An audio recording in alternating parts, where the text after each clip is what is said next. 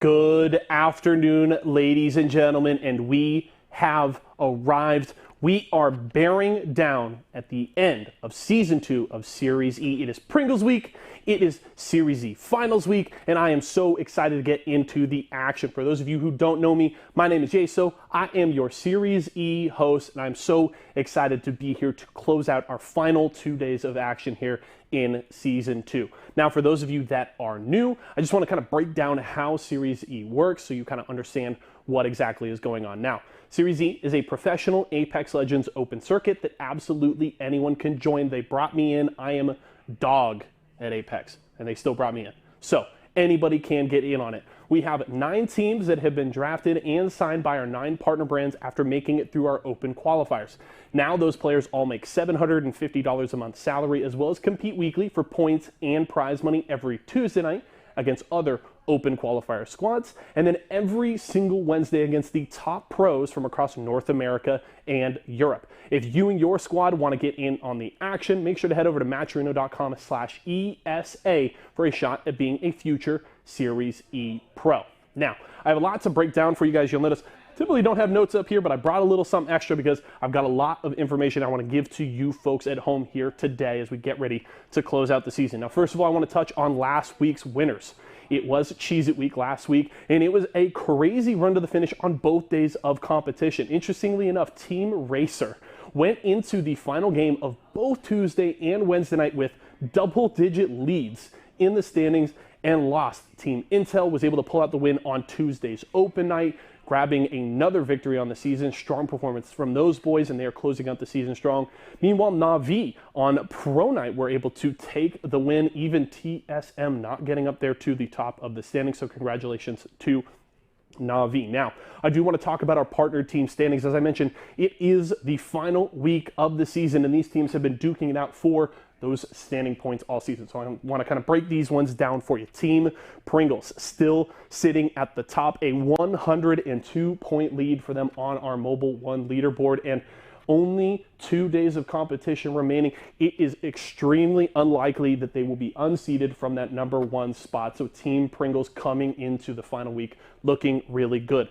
Meanwhile, Team Pop-Tarts is trying to hold off a surging Team Razor. Well, I did mention that Team Razor wasn't able to close out victories on both Tuesday and Wednesday last week. They still racked up a ton of points and have closed that gap like crazy. That is only 44 points separating second and third. And with 12 games remaining in the season, Team Razor certainly has a shot to leapfrog all the way up to second place to close out the year. So we'll have to see if they can do that. Meanwhile, we keep following this battle in 4th and 5th. Team Applejacks and Team Cheez-It have been duking it out the last few weeks for that final spot to qualify automatically for Season 3. As you can see on our leaderboard, just 2 points separating those squads after last week's action. I believe going into last Tuesday, it was 2 points just with the spaces flopped, with Cheez-It in 4th and Applejacks in 5th. So those are definitely 2 teams you're going to want to keep an eye on here in our final week of play.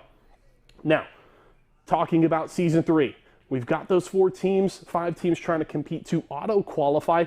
But we've got you folks at home that want to qualify, and we have set the dates for our open qualifiers for Season 3. Those dates are June 1st, 3rd, 8th, and 9th. Those are the 4 days of competition. They will be 6 games on each day, a total of 24 for the qualifier. And we have adjusted our format a little bit, okay? If you place in first place on any of those given nights, you do not automatically qualify for Season 3. It is going to be a cumulative event. So the top 4 teams in placements through those entire 4 days of qualifying competition are going to be the ones that qualify for Season 3. So it is important to come out on multiple days, perform well, be consistent for your shot to be a SeriesE Pro. So keep those dates in mind. I will have more information in the following days on what's going on there, but it's June 1st, 3rd, 8th, and 9th, okay? Finally, I want to talk about our SeriesE 10K Invitational. We have set the date for this one as well. We are extremely excited about it here at Esports Arena. Look at that, $10,000. Oh, June 19th. It's going to kick off at 2 p.m. Pacific time on the 19th. We are super excited for it. Invitations are already going out to the squads that will compete, and also do want to note the top 4 finishers from Season 2 of SeriesE will automatically be invited to the event. So we're super excited for that one. So definitely keep an eye out. June 19th, save the date. You're going to want to be right here at twitch.tv/esportsarena not to miss all the action. Now, covered just about everything I need to here in the intro. We're ready to get into some fun in our final last 2 days. We still got a little bit more deal or steal to play. So let's head over to the GBO zone and check in with Blueberry Smalls of Lonely Fans. All right, I am here in the GVO zone. I've got Blueberry Smalls joining me for some deal or steal to kick off the show. My man, how we doing? You're looking great. The hair looks clean. You're looking awesome. Are you ready to win some swag? I am ready. I am so ready. All right, it's going to be a fun one. For those of you at home, if you want to get in on Deal or Steal in the future, make sure you subscribe to us here at twitch.tv/esportsarena for a shot to come and play here with me. But I got Blueberry Smalls joining me here today, and let's just break down how the game works out. I got 20 Apex crates with a range of different prizes from all of our partners. To start the show, Blueberry is going to pick one of those crates to hold on to himself. We will set that one aside. We will then go through multiple rounds of opening crates and eliminating prizes off the board. At the end of each round, I will have a deal offer for Blueberry. He can either take the deal or elect to steal and keep playing the game. If we go through every round and he takes none of my deals, we will then open up his chosen crate to end the show and he will get what is inside. Everything make sense? Yep, pretty sure. Pretty sure that makes sense, yeah. Sounds good. Let's get on the board here, get the game rolling. And don't worry, we will get into more Apex action after this. But we've got Deal or Steal to play. 20 crates on the board. Blueberry, what are we thinking? Which one do you want to hold on to here to start? I don't know. One's kind of eyeing me. I think I'm going to go with 4. Number 4? Okay. Yeah. So we're going to set aside number 4 here to start the show. 19 more crates to go first round. We have to open 9 of them in this first round. So let's just start rolling through them one by one. You guys can see the prizes there at home. We got some awesome Razer stuff, an Xbox Series X, Esports Arena swag, and more. So what are we starting with? I think we're going to go with 11. Let's go with 11. All right. Number 11. Double ones here to start the show. Is it going to be a lucky one here for Blueberry? It is the Pringles pack, and it's Pringles week. So perfect start to the show there. Okay. All right, we're starting in those white tier prizes. What's next? Let's do 2. Number 2, back up to the top row. Inside number 2 is going to be 2,150 Apex coins. Blueberry, is there a specific prize here on the board that you're really hoping to take home today? The standard answer is the Xbox Series X, maybe something else? I mean, everyone's going for the Xbox, but I'm going to go with the keyboard, actually. Ooh, okay. That's a good choice. We've had a few players go home with that Black Widow keyboard, so definitely a great choice there. 2 and 11 off the board, 7 more to go this round. All right. Let's go with 7. Number 7. Okay, let's see what's inside. Number 7, it's going to be, 6,700 Apex coins. Okay. That's quite a bit of Apex coins. We got a Blight in chat saying, can't wait to roast him after this. I don't know what you're going to roast my man for. I think he's going to come away with a good prize. I think Blueberry's going to catch a W to start the day. Blight, no. It's not happening. Okay. 2, 7, 11, done. What's next? Let's go with 5. Number 5. Okay. Can we stay into those white tiers? We will. One of the 2 Nestle Splash water packs there. We've got some good momentum here. A few of those white tiers off the board to start. What's next? Oh, before I say anything, Connie says he wants me to say horse runs in chat. Yes, give me all the horse runs in chat, ladies and gentlemen. Shout out to Connie, PA to the stars there. All right, let's go with 14. Number 14, okay. 5th one of the round. Can we keep the luck rolling? We want to stay in those white tier prizes.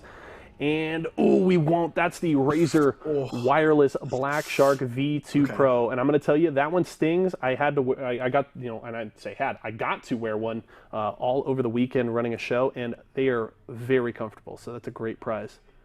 I'm kind of jealous. Okay. All right. Next one? Yes. Which one's speaking to you, Blueberry? Do 16. 16, he says. Down to that 4th row. We want to get back into the white tiers here. And, Oh, Oh, just a dagger there, back to back in the oh first round. my The Xbox God. Series X is off the board. Oh, that's Oh, actually man. unfortunate. Let's all catch our breath here. Twitch chat, if you have any input, if you see some crates that are kind of eyeing you the wrong way, let Blueberry know. 6 down. We got to open up 3 more here before my first deal. We need to get rolling again here, Blueberry. We got to get back into those white tiers. Got to stay away from those low rows, man. All those purple tiers. We want them to stay on the board. Yeah, I don't want to go down there. No, no, no. All right, let's go with number 1. Number 1, top left corner. Can we get things rolling once again? Inside number 1 is going to be the other Apex coin prize, 2,150 Apex coins. But, Blueberry's got all of his heirlooms. He's fine. He doesn't need the Apex coins. I don't have lifelines. And I was going to say, we'll pretend I'm right about that. We're close. We're close. Okay. Close. All right. 7 down, 2 to go. Which one's speaking to you? You've been avoiding that bottom row, 17 to 20. Yeah, I'm not gonna go near there. I don't. It doesn't suit me well. Not yet, anyways. Okay. So let's go with 9. Number 9, down to that 3rd row. Will it treat him well this time? The $50 Walmart gift card. That's a lot of Pringles. That's a lot of blueberries. Yes, a lot of blueberries. Oh, we were thinking the same thing. Yes. Blueberry Pringles, Food. Right? Okay, one final one for this round, then I will have my first deal of the day for you. All right, I'm afraid to do it, but I'm going to do it. Let's do 20. It's been looking at me. Ooh, okay. He avoided the bottom row of crates here till the very end of the round. Does it pay off? It does. The Rice Krispies Treats pack there to close out the round. We had a bit of a shaky middle there. So my first deal, not going to be as great. You hit all those Apex coins, the Xbox and the Black Shark headset are off the board. But I will say the keyboard you were eyeing is still available. So my first deal for you here this time around is going to be, you were talking about a lot of blueberries. How about some blueberry Pop-Tarts? I got a Pop-Tarts pack for you this time around. You need some snacks during that Series E competition to keep you going. I would like to send you some Pop-Tarts. So you can take the deal here, or you stay steel and we keep playing. I'm going to stay steel on this one. Okay. Blueberry says steel. We'll keep playing. I want to keep going. Okay. Hey, I think there's still some great prizes on the board to play for, so I don't disagree with you there. This time around, 6 crates we got to bust open and see what's inside. You still got 2 of the purple tiers available, all kinds of esports arena swag, so I think you are still in a very good place. All right, let's do it. I think I'm going to go with 15. Number 15. Down to that 4th row. We ended with the Rice Krispies Treats pack. Can we keep the momentum rolling? It's an esports arena mystery box, but 2 of those available and 2 Series E jerseys, so still plenty of esports arena swag. All right. Okay. Let's go with one of the bottoms. Let's go with 18. 18. Number 20 treated you well at the end of round 1, so I'm feeling good about 18. I think we keep the luck rolling here. Inside that one is going to be the Nestle Splash Water Pack. Okay. The bottom row. Treating my man well here. 2 down in this round. 4 more to go. Okay. Let's do 13. Lucky number 13. It's been kind of a coin toss throughout this season on Dealer Steal, whether it has helped or hurt our players, but it's going to help out Blueberry this time. The Cheez-It pack. Right after Cheez-It Week. That is a huge pick there at number 13. Okay, 3 more here before my next deal. All right, we're going to keep 17 on the bottom left, so let's go with 19. 19, he says. The bottom row has treated you well so far. Can we keep it rolling? It's going to be a Series E jersey of your choice. I will say the nice thing is you and the Lonely Fans boys are just playing for a Series E jersey right now with the way you guys have been playing this season. So you may not even need to win one here today on the show. So we basically already have one. Yeah, we're good. Okay. I think I'm gonna go with 3. I don't know. But let's do it. Whatever. Let's do it. Let's do it, he says. Number 3 up to that top row. Can we keep the luck going? Ooh, it's the Razor backpack. No. I felt that one. I felt that one. Okay. We got one more crate. Okay. The keyboard's still up there. Yep. Exactly. You got your eyes on the prize. We got to open one more this round before my next deal. 6, 8, 10, 12, 17. One of them's got to go. All right, we're going to go 10. Okay. Blueberry says number 10. Can we close out round 2 just like we did round 1? Oh, the Razor Black with no way. No way. Oh, no. Oh, I just got butchered. Okay. Blight, you may be able to roast Blueberry after this game. Hope is lost. No. I'm not going to hear the end of it today during the games. Like, he's not going to call them all. He's just going to be like, oh, you didn't get the purples. You didn't get the purples. Oh, no. Oh, he is definitely going to let you have it. Okay. So, I have a deal for you here. Okay. I want to help you complete that heirloom collection. So, I've got 2,150 Apex coins here for you. You were mentioning you didn't have the Lifeline one, a couple of more to go, so I want to help you get there with these Apex coins. Now, let me break down how the show's going to end, okay? You either take the deal here and we're done, right? If you say steal, we eliminate 3 more crates. I will then have a final deal for you. If you say steal again there, then we just open up crate number 4 and you get what's inside.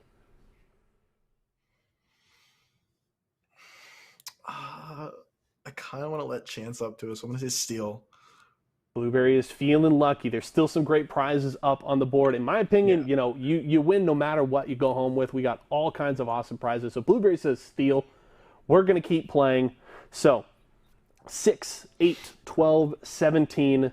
3 of those have got to go. We've still got the Pop-Tarts pack, the Apple Jacks Jumbo Snacks pack, the Rockstar pack, a Series E jersey, and that Esports Arena mystery box. Those are the prizes still available. One of those is in number 4. What are we thinking?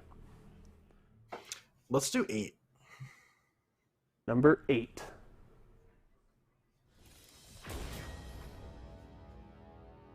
And that's going to be the Rockstar pack in number 8.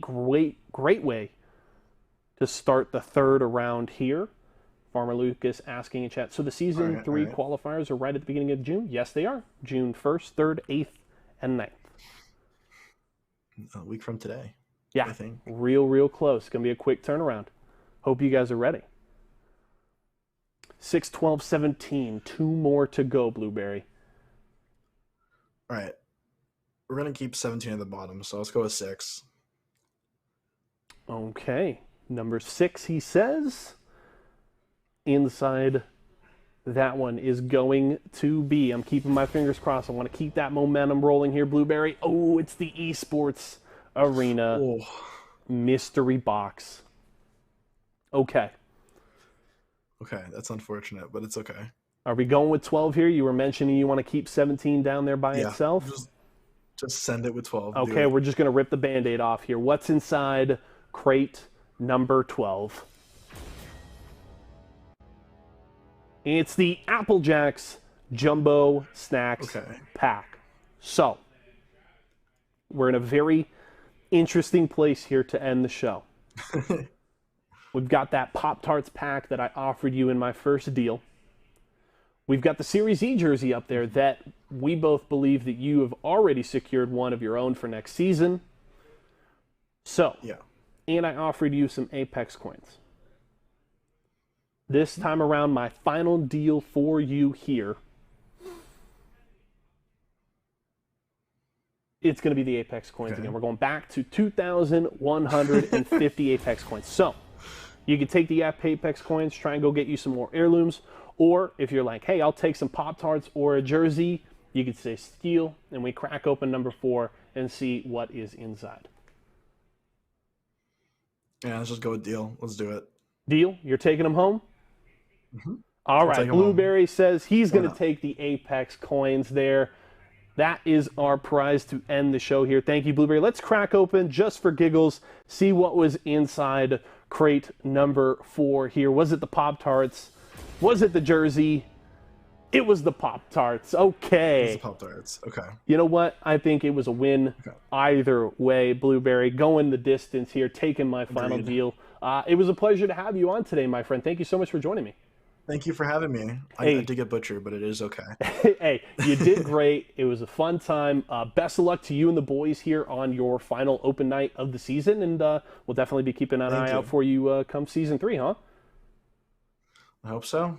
Thank you very much. Definitely looking forward to it. Thank you so much. That was Blueberry Smalls of Lonely Fans joining me here for Deal or Steal. Excited to get into the action today, ladies and gentlemen. It is Pringles week. It is Series E finals week for season 2. It promises to be a fun one.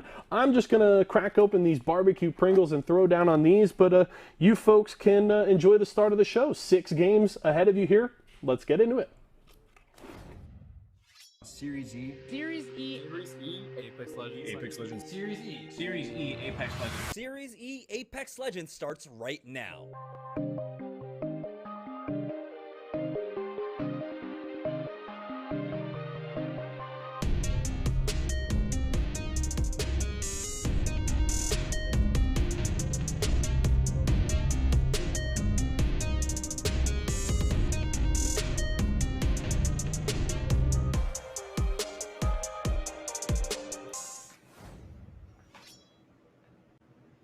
All right, welcome everybody to the final week of Series E Season 2, and it is going to be Pringles week, and it all comes down to these final 2 days, Tom. We have relegations coming up, and so many teams are on the bubble right now.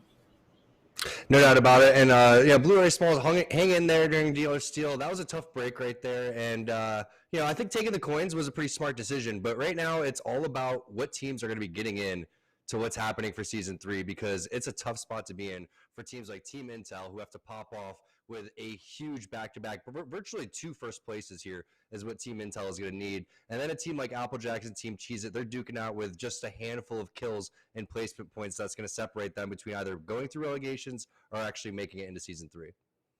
We're going to take it step by step, though, and so let's talk about the format for today's games. Like always, throughout the regular season of Series E, we have 6 matches up for you guys today. Our 9 partner squads will be facing off against 11 open registration squads, and they'll be battling it out for $500 in prizing. We got $350 going to first place and $150 going to second place. And like you said, Tom, these points are going to matter, of course, for today's matches, but overall cumulative leaderboard as well. It's only the top 4 teams that will secure a spot in Season 3, and then the rest have to battle it out throughout relegations and qualifications, which will be taking place next week. Let's take a look at the teams that will be competing today. Of course, our 9 partnered squads, but we have a lot of new names competing today, and I'm excited to see this. And one team that I'm already spotting here is going to be Team Content with Turns, We the People, and Corey.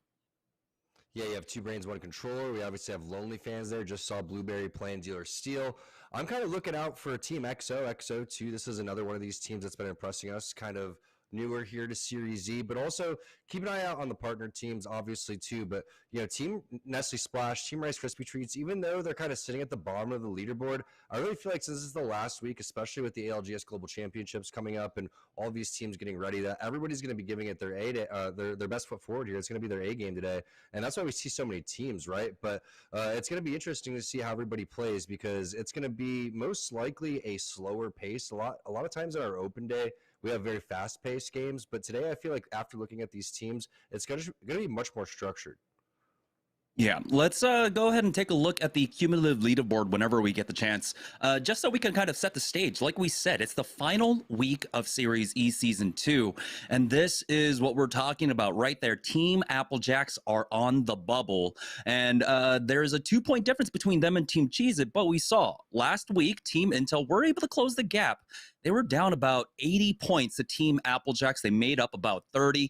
And so, like you said, if Team Intel pop off in the next 2 days, there's a chance that they secure a spot and upset both Team Applejacks and Team Cheez-It. It's possible. It really has to start with today. They would have to get to an early start. You don't want to see if your Team Intel, Cheez-It, Applejacks really going in at it. And I think that Team Applejacks is going to make some more changes like they did in our pro day last week, where they decided that they didn't want to contest over towards the tree side. They're going to play a little bit smarter, take different 50-50s, and kind of go about it that way, because it's so close between these two teams right now. Cheez-It and Applejacks have been playing phenomenal, but Intel has been having, they had a slow start in Season 2, but they started to pick things up. They changed a lot of team compositions, but with the current meta right now, 6 playing on Gibraltar, I feel like they're playing really solid. But still don't keep your eyes off of Rice Krispie Treats, Rockstar, Nestle Splash. These were teams that didn't play through relegations in Season 1, that they were awarded their Season 2 spot based on how good the performance was last season. And I think that they're going to want to end this season off strong. And there's a lot of other teams here kind of poking around that we see, again, Lonely Fans, Team EXO, Team Content, that are going to be coming for these spots when these relegations do happen. And overall, for the championships are basically the winners of Season 2. We'll see if Team Pringles hold on to their spot. They currently hold over 102-point lead over Team Pop-Tarts. And as long as they have 1 or 2 good games, they should be able to maintain that. We'll see if that remains true. But right now, Team Pringles have been having an excellent season so far. We are getting game number 1 set up right now. And, I want to kind of talk about like what happened for Team Intel and Team Applejacks, about how they had differing starts, right? Team Intel were 15-15 Team Cheez-It at the beginning of the season, and Team Applejacks were able to rally around not being contested over by Tree, but towards the latter end, like you said, Tom, during Pro Night, Team Applejacks started getting contested, and all of a sudden, their points total, they really start to suffer in that regard. It really does, because your landing spot is so crucial here. And we're seeing times where if you don't win your 50-50s and you're not getting a lot of points, all of a sudden you do win your 50-50, say game 4. And a lot of times you go and win that game. It's been pretty interesting to go and see. But it's about the current meta right now, too. There's been so many different adjustments and changes that have been happening. I feel like this season, more than any season really, that we've had. I mean, when we look at Season 1 for SeriesE, the meta was pretty standard, but this season things have gotten pretty crazy. And I mean, we've seen tons of changes to the legends, and obviously weapon changes, things like that. The bow coming through, the bow being nerfed, even though it's really strong still. So a lot of the teams are figuring things out as they go. And I think the number one thing that they figured out is that they really got to avoid these 50-50s, because it's so important, again, just to get your feet underneath you, get your loot, and get your pathing. Yeah, it's pretty difficult to get your feet underneath you when you have so many now changes in compositions like you were talking about. In particular, a lot of mobility legends, right? At the beginning of the season, we saw some Horizon gameplay. Octane came through, and then Valkyrie got dropped midway through. So it's been a lot of changes, and like you said, Tom, a lot of adjustments for our squads throughout the 12 weeks of the regular season of Season 2. And you really look at this list and you look at the cumulative leaderboard, and you think that most likely these 3 spots are already locked down, right? Like, we don't have for sure, star next to these teams' names, because anything could happen right now, right? But over these next 2 days, when you look at Pringles, Pop-Tarts, Razor was 2 weeks ago on the bubble. They were the 5th team looking outside, trying to get in. And they were able to put together that much strong performances where they were able to bump themselves up. So when you look at that, you say, okay, well, Team Intel could do the same. Unfortunately, for a team like Rice Krispie Treats, Rockstar, Nestle Splash, I really don't think it's going to be the case for them. So that's why I, again, think it's really important for them today to come through and not have weak performances, have strong performances. Nestle Splash has been stepping it up over the last couple of weeks. I think Ronnie's kind of found his groove. You're seeing a lot of good plays from everybody on that team, but there's just something missing, right? And it was like that for Team Intel in the first couple of weeks. Something was missing, something, not working out. A lot of times Team Intel, in my eyes, has been the most unlucky team. But the team that obviously sitting in first place, it's Team Pringles week. The team that looks like it can win a tournament right now is Team Pringles. And I also think that we talk about Lucas and his improvements, but Razor over the last couple of weeks with Serial as well as another team in terms of these partner teams that I think that they're ready to go. They're ready to put down some serious points in the actual global championships that are coming up. Yeah, it's been a lot of divergent styles for our squads. Team Pringles, one of the more patient teams, can wait out for the late game, don't really activate themselves until the mid-late game there, and that's where a lot of their points are picked up and the wins that they get through along the way as well. Team Razor has been one of those squads that you've been talking about. We've been seeing them improving over the last 3 or 4 weeks, and it's been about really accepting the fact that a lot of the times, because of their drop, playing on the edge, they're going to have to do that. Looks like we might have game 1 up, and here we go. Remember, this is the final week of Series E Season 2, and this is the first game of the last 2 days of the season. So let's get straight into it now as we head into World's Edge. It's going to be 6 matches here, and it looks like we do have the drop coming out from Team Intel, and they might be getting challenged over by Thermal Station. So we want to keep an eye on that so far. I saw Metro over there, and it looks like another team might be showing up. And Team Intel on their 50-50s over by Thermal have been fairly consistent.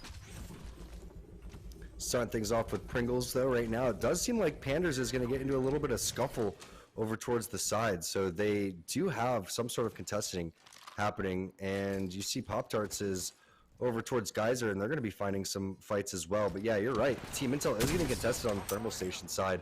And it looks like Team Intel's a little bit on the ropes right now. They do have 2 knocks right there on the Night Sea. Panders is healing up, so that's huge, but he's going to get down, and now it's only up to Metro here. Spitfire Sentinel, not ideal for this type of situation, is currently silenced, so this team's going absolutely crazy because they're playing some sort of Revenant composition, most likely with Octane. And what's the play here for Metro? Looks like he's running around, no scan going to be coming through, and he's just going to be hitting this res over towards the side while the door is going to be blocked. So good job getting one of his teammates back in, and also baiting over towards the side. That's going to be a Gibby with a fairly healthy shield, and Panders is hitting a cell as well. Team Intel trying to deal with this one Gibraltar, and it's going to be a 2-on-1 situation. Yeah, this is scary. They have 50 HP amongst 2 of them right now. They're going to go in for the peek. Hits for the 51 with that bow check bow. They can go for the 2-for-1 peek if they want, but it looks like Panders will get the flank and clutches up for the squad. Team Intel will survive this 50-50, but they need to get moving quickly. Teams could be on the rotate right now. It's 1 minute 47 seconds left. As it looks like Team Cheez-It might have gotten involved in a fight as well, but this one's looking much easier for them now as they continue to push forward. Joey Blackout already throwing down that scan over here, and he does spot out a Pathfinder just kind of lazing about. And that's going to be an easy kill for them as they pick up the 3 points there. Team Cheez-It will also give us a slight glimpse of what the ring is looking like. It does seem to be pulling down to the south here, could be going over towards Sorting Factory. We've had a lot of action. Don't know if anyone's been able to pick up the banner for us, or excuse me, the beacon for us quite yet. And there it is. We do have confirmation. It is coming down to Sorting Factory, most likely launch site. And Team Cheez-It would love to have been moving already for this zone, but being contested will slow them down. It does look like another team from Dome have made their way on over, while Team Pringles have positioning over one of the hotly contested spots here at launch site. Oh, I'm going to miss so far, though, Team Pringles are just going to hold it here. Yeah, I mean, the longbow is...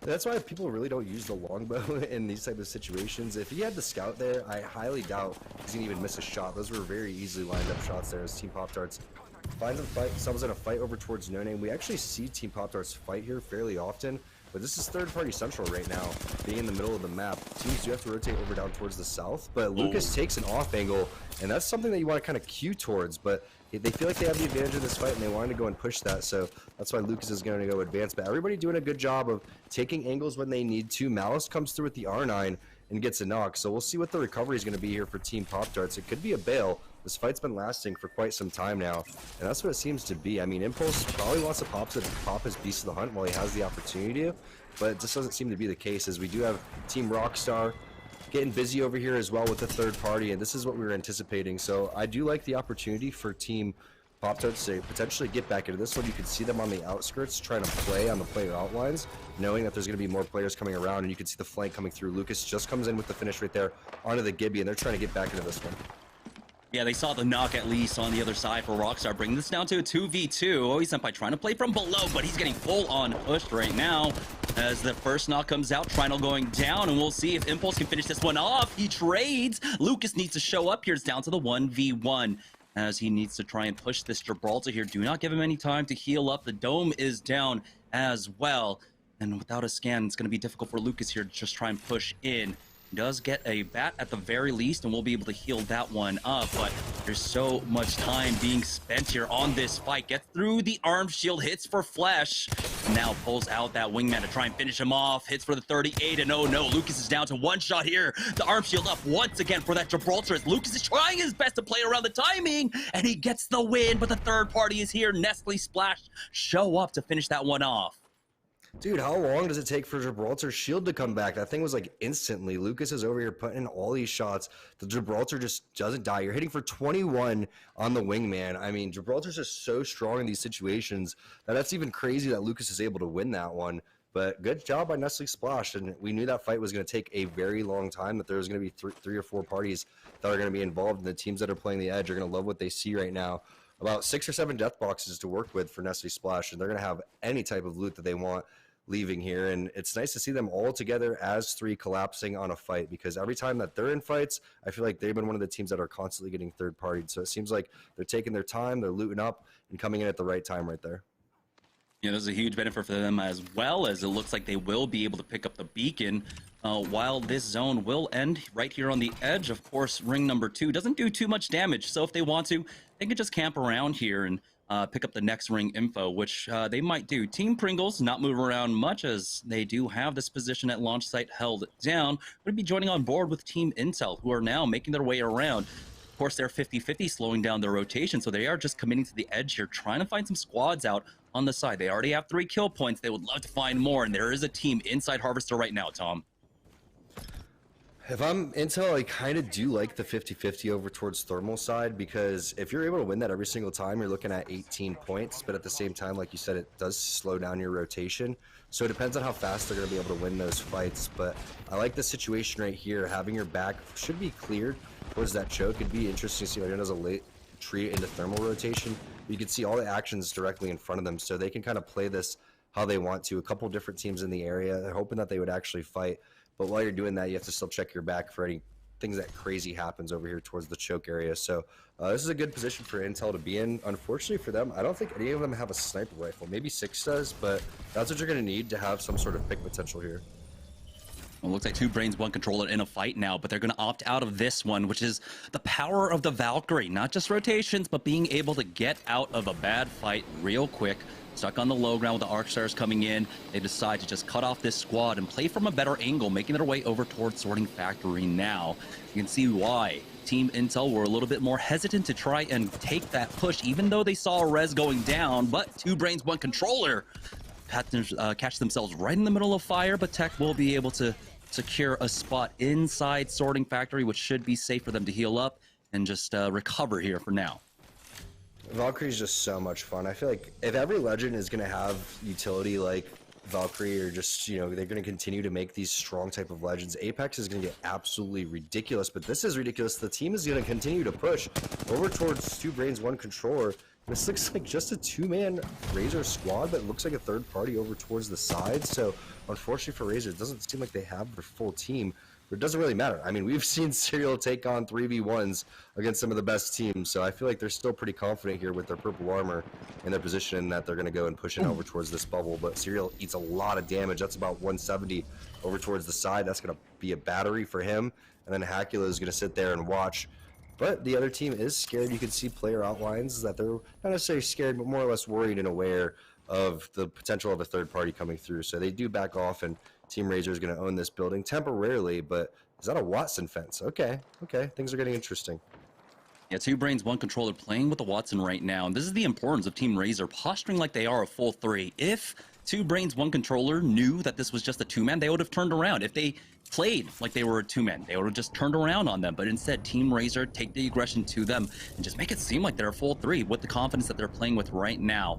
And it does seem like in Banana they might be sandwiched between two squads. They're going full on in. Serial on the front line. He's got the Spitfire, charges up with that stim, got the hipfire there onto the Gibraltar, but he does not do critical damage as he slides on back. Hakulo swaps out. They get a 1-for-1 exchange though, and now Serial has to call it here as he does back up for now to hit that bat. We'll see though if he continues this fight. It looks like the res is already getting stuck on the other side, and Team Razor nearly got the 2v3, but Serial is gonna have to play this one out as a solo.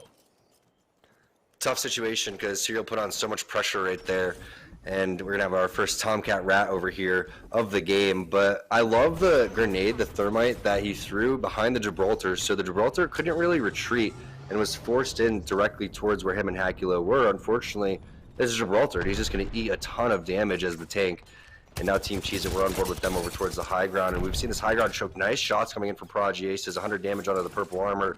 Bubble is going to be used, and this is where Rakanishu needs to come in with the good timing. It's a little bit early there. The bubble still could be there, but that could be their own defensive bombardment as well, as that was actually Rakanishu's. He just tossed that one. So a little bit of visual clutter for Team Cheez It, and that team does bail out of their positions. So unlucky there for Team Cheez It. Again, when you get the bubble down, you want to try to capitalize on that. Ult was a little bit early and not far enough for Rakanishu, but they still do own the space, and that's kind of the point, is you want to back these teams down to even more scarier positions for them to fight out of, and you still want to watch this choke over towards the side. So that's what Rakanishu's job is. They're not anticipating anyone running up over towards the Lava City side. They know Dome's clear. They're more worried about these two chokes coming out of the tunnel area and directly in front of them uphill.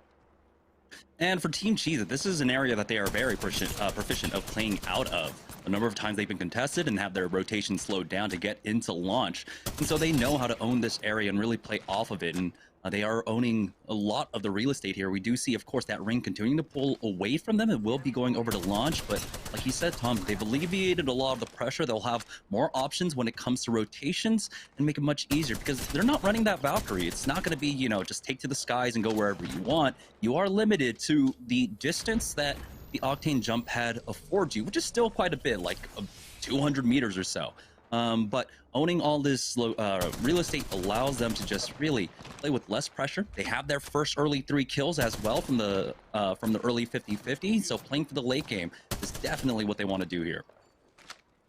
Yeah, for sure. And it makes me wonder, you know, which is a stronger legend really between Valkyrie and Octane. And I guess it just depends on, you know, how good your team is with each legend and how your main Slayer is going to be with that legend as well. Obviously, we saw what Serial is able to do on Octane. We see what Prodigy Ace is able to do here on the Octane as well. But in this type of situation, I really do feel like you would kind of want to, you know, bail out and get the high ground. At the same time, you could potentially just play the edge, and I think that's what they're going to do. They're going to kind of bully the team down low. This team is in such a horrible spot that they're continuing to use their resources, and Rakanishu should be able to take advantage of this type of situation. So it's just going to be one more check for their back for Joey Blackout, probably a scan in about 10 seconds to make sure that this is fully clear. Once they get that information, then they're going to go and continue to pursue it. I'm not quite sure if that was a player outline of a rat crouching over towards the bottom. It could have been a rat. I think I see some people hiding right there. There are. We see the scan come through. Yeah, we're at 14 squads, so one team actually playing it out as a solo, or as a duo, I believe, as they are getting flanked right now. Rakanishu and Prodigy Aces have to be careful. They do throw down that bubble, as they do have a duo above them right now. Back away once again, set up that angle, and so this is why it was so important to try and clear out this side as much as possible. If more contests come in, it becomes dangerous. Rakanishu, though, by himself is down to 1, as Team Intel now making a push over on this side of the Lava City tunnel. 6 just narrowly missing out, 1 on the right, but Metro is there as Hakulo will be taken out by Metro, and it looks like, yeah, Team Razor went for the res, and so now they're playing it out once again as a solo. So we have another Tomcat Rat running around, but Serial gets finished off by Team Lonely Fans. 00 negative to take him out. And there's the high ground push coming in for Panders and Team Intel. They're in such a bad spot over towards this low ground. They're going to try to give him a little shimmy, shimmy, yaw, and bail on out. And I do like this play. You need to do this a little bit earlier, but at the same time, they were just looking for their kill opportunities too, and hopefully they can find a spot going into the zone. Ping is coming down. They're looking for which seems to be the old 2 brains 1 controller spot, and a little bit of Watson coverage if you want to use it. We'll see if they elect to do so. And there's one of our open teams, 10k flat, actually taking a lot of damage. Team Content putting them down 1 by 1. Now it's up to Moon. Moon does take a really nice angle, but wow, just ripped apart over here as Team Content. It's going to be Turns and We the People coming in with the finish. You know, they've got the port 2 to move along with the zone, but it's the third party coming out from Team Rice. Crispy, Stunny picking up 2 now. Turns is going to try his best to avoid a lot of this damage. He's dropped down to about 50 HP straight into another full 3-man squad. He's about to get finished off here as GS Bird is looking to hunt him. But that presence of the third squad stops him from pushing. And they're safe to actually just hold this spot for now, pick up the loot here on the edge as well. Stunny taking a lot of damage from the ring, but he should be safe. Rice Krispie Treats. Excellent timing there as Team Intel got into a big fight. They've taken out 2 so far, and so this is looking shaping up to be a very strong game for Team Intel, a team that is currently 49 points, 50 points off from securing the 4th place finish here in Season 2. So this is good signs for them. Did Turns live is the question, because I don't know if I saw him get taken out in the kill feed, and he was 1 HP between 2 teams, so if he survived, he could be our rat of the day so far. As Team Intel, like we were talking about, Jamerson needs a big game, and they're looking for it. I think that 50-50 gave him that confidence in that warm-up fight that they needed to continue to add the aggression through. That's going to be Panders coming through with the knock onto Blight. That's going to be the EVA 8. 6 is there, playing in between the bubble. Metro takes a handful of damage, but that should be enough to come through and open things up. There's the bubble. That's the res coming through onto Metro, and it doesn't seem like there's going to be a third party in the area. So Team Intel is starting things off absolutely beautifully. And Jamerson, how many points were they down? About 50 or 60? They're down about 50, I believe. 49 behind 5th place, 51 behind 4th place right now as we have another fight, and Nestle pushing up against RKT. It's down to a 1v2, and RKT clean that one up. Stunny bleeding out, though. There are the armor swaps for RKT to recover as well, but it looks like so much of the landscape has been whittled down. We're already down to 9 squads, 25 players remaining, but this is going to be a Hail Mary push coming out from RKT as they're making a blind rotate to the northern side of launch site. They don't know if a team's up there. They're just kind of banking. The team has already vacated that position. It's Turns still alive, so you were absolutely right, Tom. He has ratted it out to the top 9. We'll see how much longer he can survive as he's going in for that blind rotate with the Q. It looked like a lot was used on him there. Defensive bombardment going down. Turns narrowly dodged out on that one. Look at Turns killing it right now as the lonely rat here for Team Content. We'll keep tabs on him a little bit later, see if he's able to survive, especially on the kill feed too as the teams are starting to rotate. But Rice Krispie Treats, we were talking about their blind rotation. This is tough because Tech just won. Ooh, he's so weak that he actually goes down to Panders right there over towards the side, and we have the zone coming too. So Team Intel continuing to lock things down from a priority position. They also own the high ground on the ledge, so this is great for Team Intel as the zone is going to show us where Zone 5 is going to go, and they're still in. So all these armor swaps are going to look great for Team Intel. You can see the amount of kills and assists they already have. If they could finish this one off, we could be looking at a potential 30-point game over here, and that is exactly what they need to continue to try to push into Season 3 here of SeriesE. Only 4 spots out of our 9 partnered teams, and Team Pringles sitting in first place. They've been looking fairly strong, but I mean, this game has been all Team Intel, and when you have those type of games for Team Intel, you need to be able to finish these off. So I'm kind of rooting for them that they can make this thing a little bit closer, because then we're going to get some great games out of Applejacks and Cheez-It as well, and we're already going to get some. So if Team Intel can add that pressure, the rest of the lobby is just going to get that much more interesting, and that could be the rat. It could be Turns doing what rat things do, hanging at the bottom of the map. I love how Turns was just down there like, don't mind me. He's not even crouching, trying to make himself smaller. He's just making no noise whatsoever. Team Intel have been pushed. It looks like as Crispy Bacon was inside that building, they got the knock and instantly fall back as they were low. Team Cheez-It are still alive throughout all of this. They did try to come in for that third party. Turns does get finished off, so we are down to our top 6 squads as this ring will continue to pull down here to the south side of launch site. The time being Team Cheez-It, one of the squads that are on the bubble as well, but it's Team Intel in this game closing a lot of that ground right now. They're playing on the outside. As you can see, they've got a gold armor swap, triple red Evos as well, looking for that 30-point game. Here comes the drop down from Team Intel as they quickly change targets. They do lose out on Metro. Need to get him back up safely here. As you can see, they're covering the angles from the high ground, and luckily for them, the fight still continues outside, inside here. So no push out onto the vulnerable Team Intel. Another few points going their way. Team Intel is out for blood right now. That's an aggressive play, and you love to see it. I think they're going to be A-okay getting back up that ramp as well, as they're able to finish that fight off just in time as we see Team Pringles make their way up over towards this high ground. You do have Flashpoint inside as well. Kubsky and his team are fighting inside with another team, but Team Intel, when you look at this, they have a team on the low ground, and they don't really have anyone that's directly on their back. So you love the position that they're in. They actually are going to get a couple of knocks onto Team North Stars, as Rakanishu is going to get the knock onto Kubsky. It's Prodigy Aces who's the weakest one, but he's still pushing through with the rest of his squad. Actually eats a shot over towards the side that knocks him, and the instant res comes out from Joey Blackout as Rakanishu is going to lay down some cover fire and check the angles. Actually thinking about the defense of the barn, but there comes Team Intel flying through, and oh my gosh, Panders with the R9. Now they gotta suffer no losses here, and they have not, but there it is. 6 goes down. Team Pringles know this is their moment to strike. In the final 3v3, Panders clutches up and secures top 2 for them at the very least, but it's now down to a 2v3 as 6 goes down. Team Intel now with the 3v2. They got the knock out the Panders. It's just one left, and it's just Metro here, but Team Intel have done a massive job in this game. They take second overall, but they'll be first in points after game number 1. Team Pringles take the win here.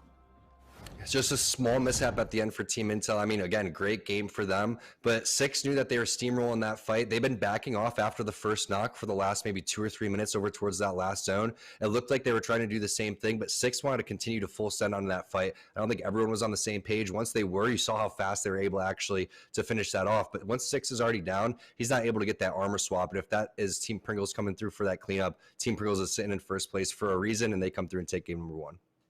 Yeah, Team Pringles cleaning up like they usually do. A little bit of slower gameplay coming out from them in stark contrast with what Team Intel has been doing over the last few weeks. We're going to go ahead and take a short break. When we get back, we'll have game number 2 of Series E here at Pringles Week right after this. Hey, what's up, guys? It's Phony here, and this is the Phony Stack. I got the 2 originals on the top and bottom for the buns. I got the cheddar one inside in the middle for the cheese. I got the lettuce right next to it, which is the sour cream and onion, and I got the barbecue right above it.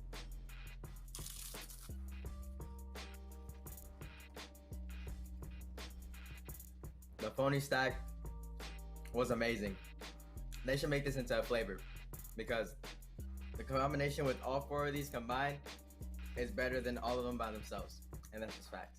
If you guys are ever looking for Pringles or shopping for Pringles, just go ahead and go to walmart.com/esportsarena. I play Apex Legends for Team Pringles, and this is Pringles Week.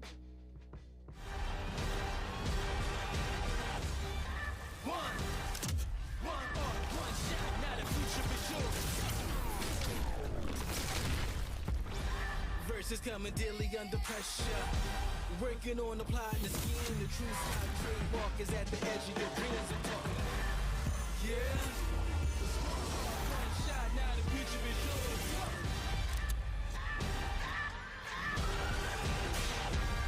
I'm turning dreams into reality. In the lab with the formula and chemistry. Your memories spark and motivate and make the industry shake. Put the bars in the brakes. I'm talking one chance, and I was so close for the goal. It's one shot, now the future is yours. Let's go. For favorite splash. Stack Pringles flavors. Make new ones. How much do you think Pringles paid these people? Hardly anything. Hey, you guys want to stack different Pringles flavors to create new flavor combos? Here, I'll go first. Pizza, barbecue, and jalapeno. The spicy barbecue pizza stack. Get him! Grandpa, what's going on? Pringles. We're trapped in a Pringles commercial. They must have taken us in our sleep. How can we get out? We can't, Summer. They warned me this would happen, and I didn't listen. Stack Pringles, make endless new flavors. Stacking Pringles to make new flavors. Make endless new flavors. Barbecue, wavy, and sour cream and onion equals a 3-layer dip stack. All right, ladies and gentlemen, welcome back to the final week here of Series E Season 2. It is Pringles Week, and what better way to start it off than with a Pringles win? kicking off the day with a dub there, our first of 6 here today in our final 12 games of the season. Let's check out our post-game stats here for that first game. Definitely a fun way to start it off, and Pringles trying to lock in their first place position, and it looks all but secured. Pop-Tarts having to make up over a 100-point gap to close in on Pringles, and with that dub, it may just be enough to lock that in. Meanwhile, Team Razor trying to chase down Team Pop-Tarts. Pop-Tarts going out early in that game, and that gap is not that far. I mentioned at the top of the show, it was about 44 points between second and third place there for Pop-Tarts and Razor certainly has the ability, and they have the time now. Even with just 2 days left, they can close that gap, so that's definitely one we have to keep an eye on. Meanwhile, we got to see a bit of Team Cheez-It there. They're trying to grab away that fourth place spot from Team Applejacks. They had a solid game there as well,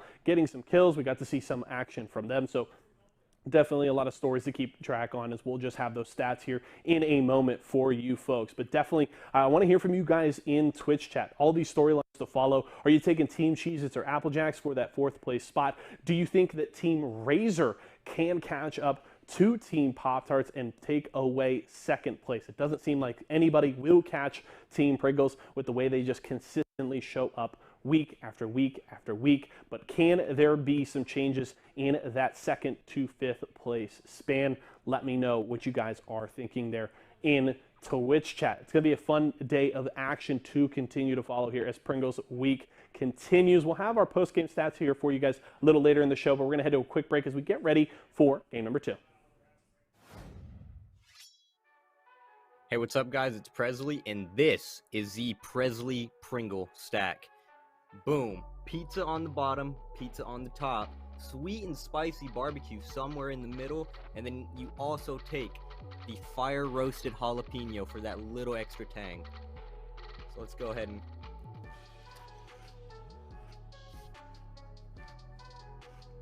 wow, that was beautiful. I think that will be the only way I eat Pringles from now on, is the Presley Pringle way. If you want to buy Pringles, head on over to walmart.com/esportsarena and you can cop yourself some Pringles. I play for Team Pringles and you're watching Pringles Week.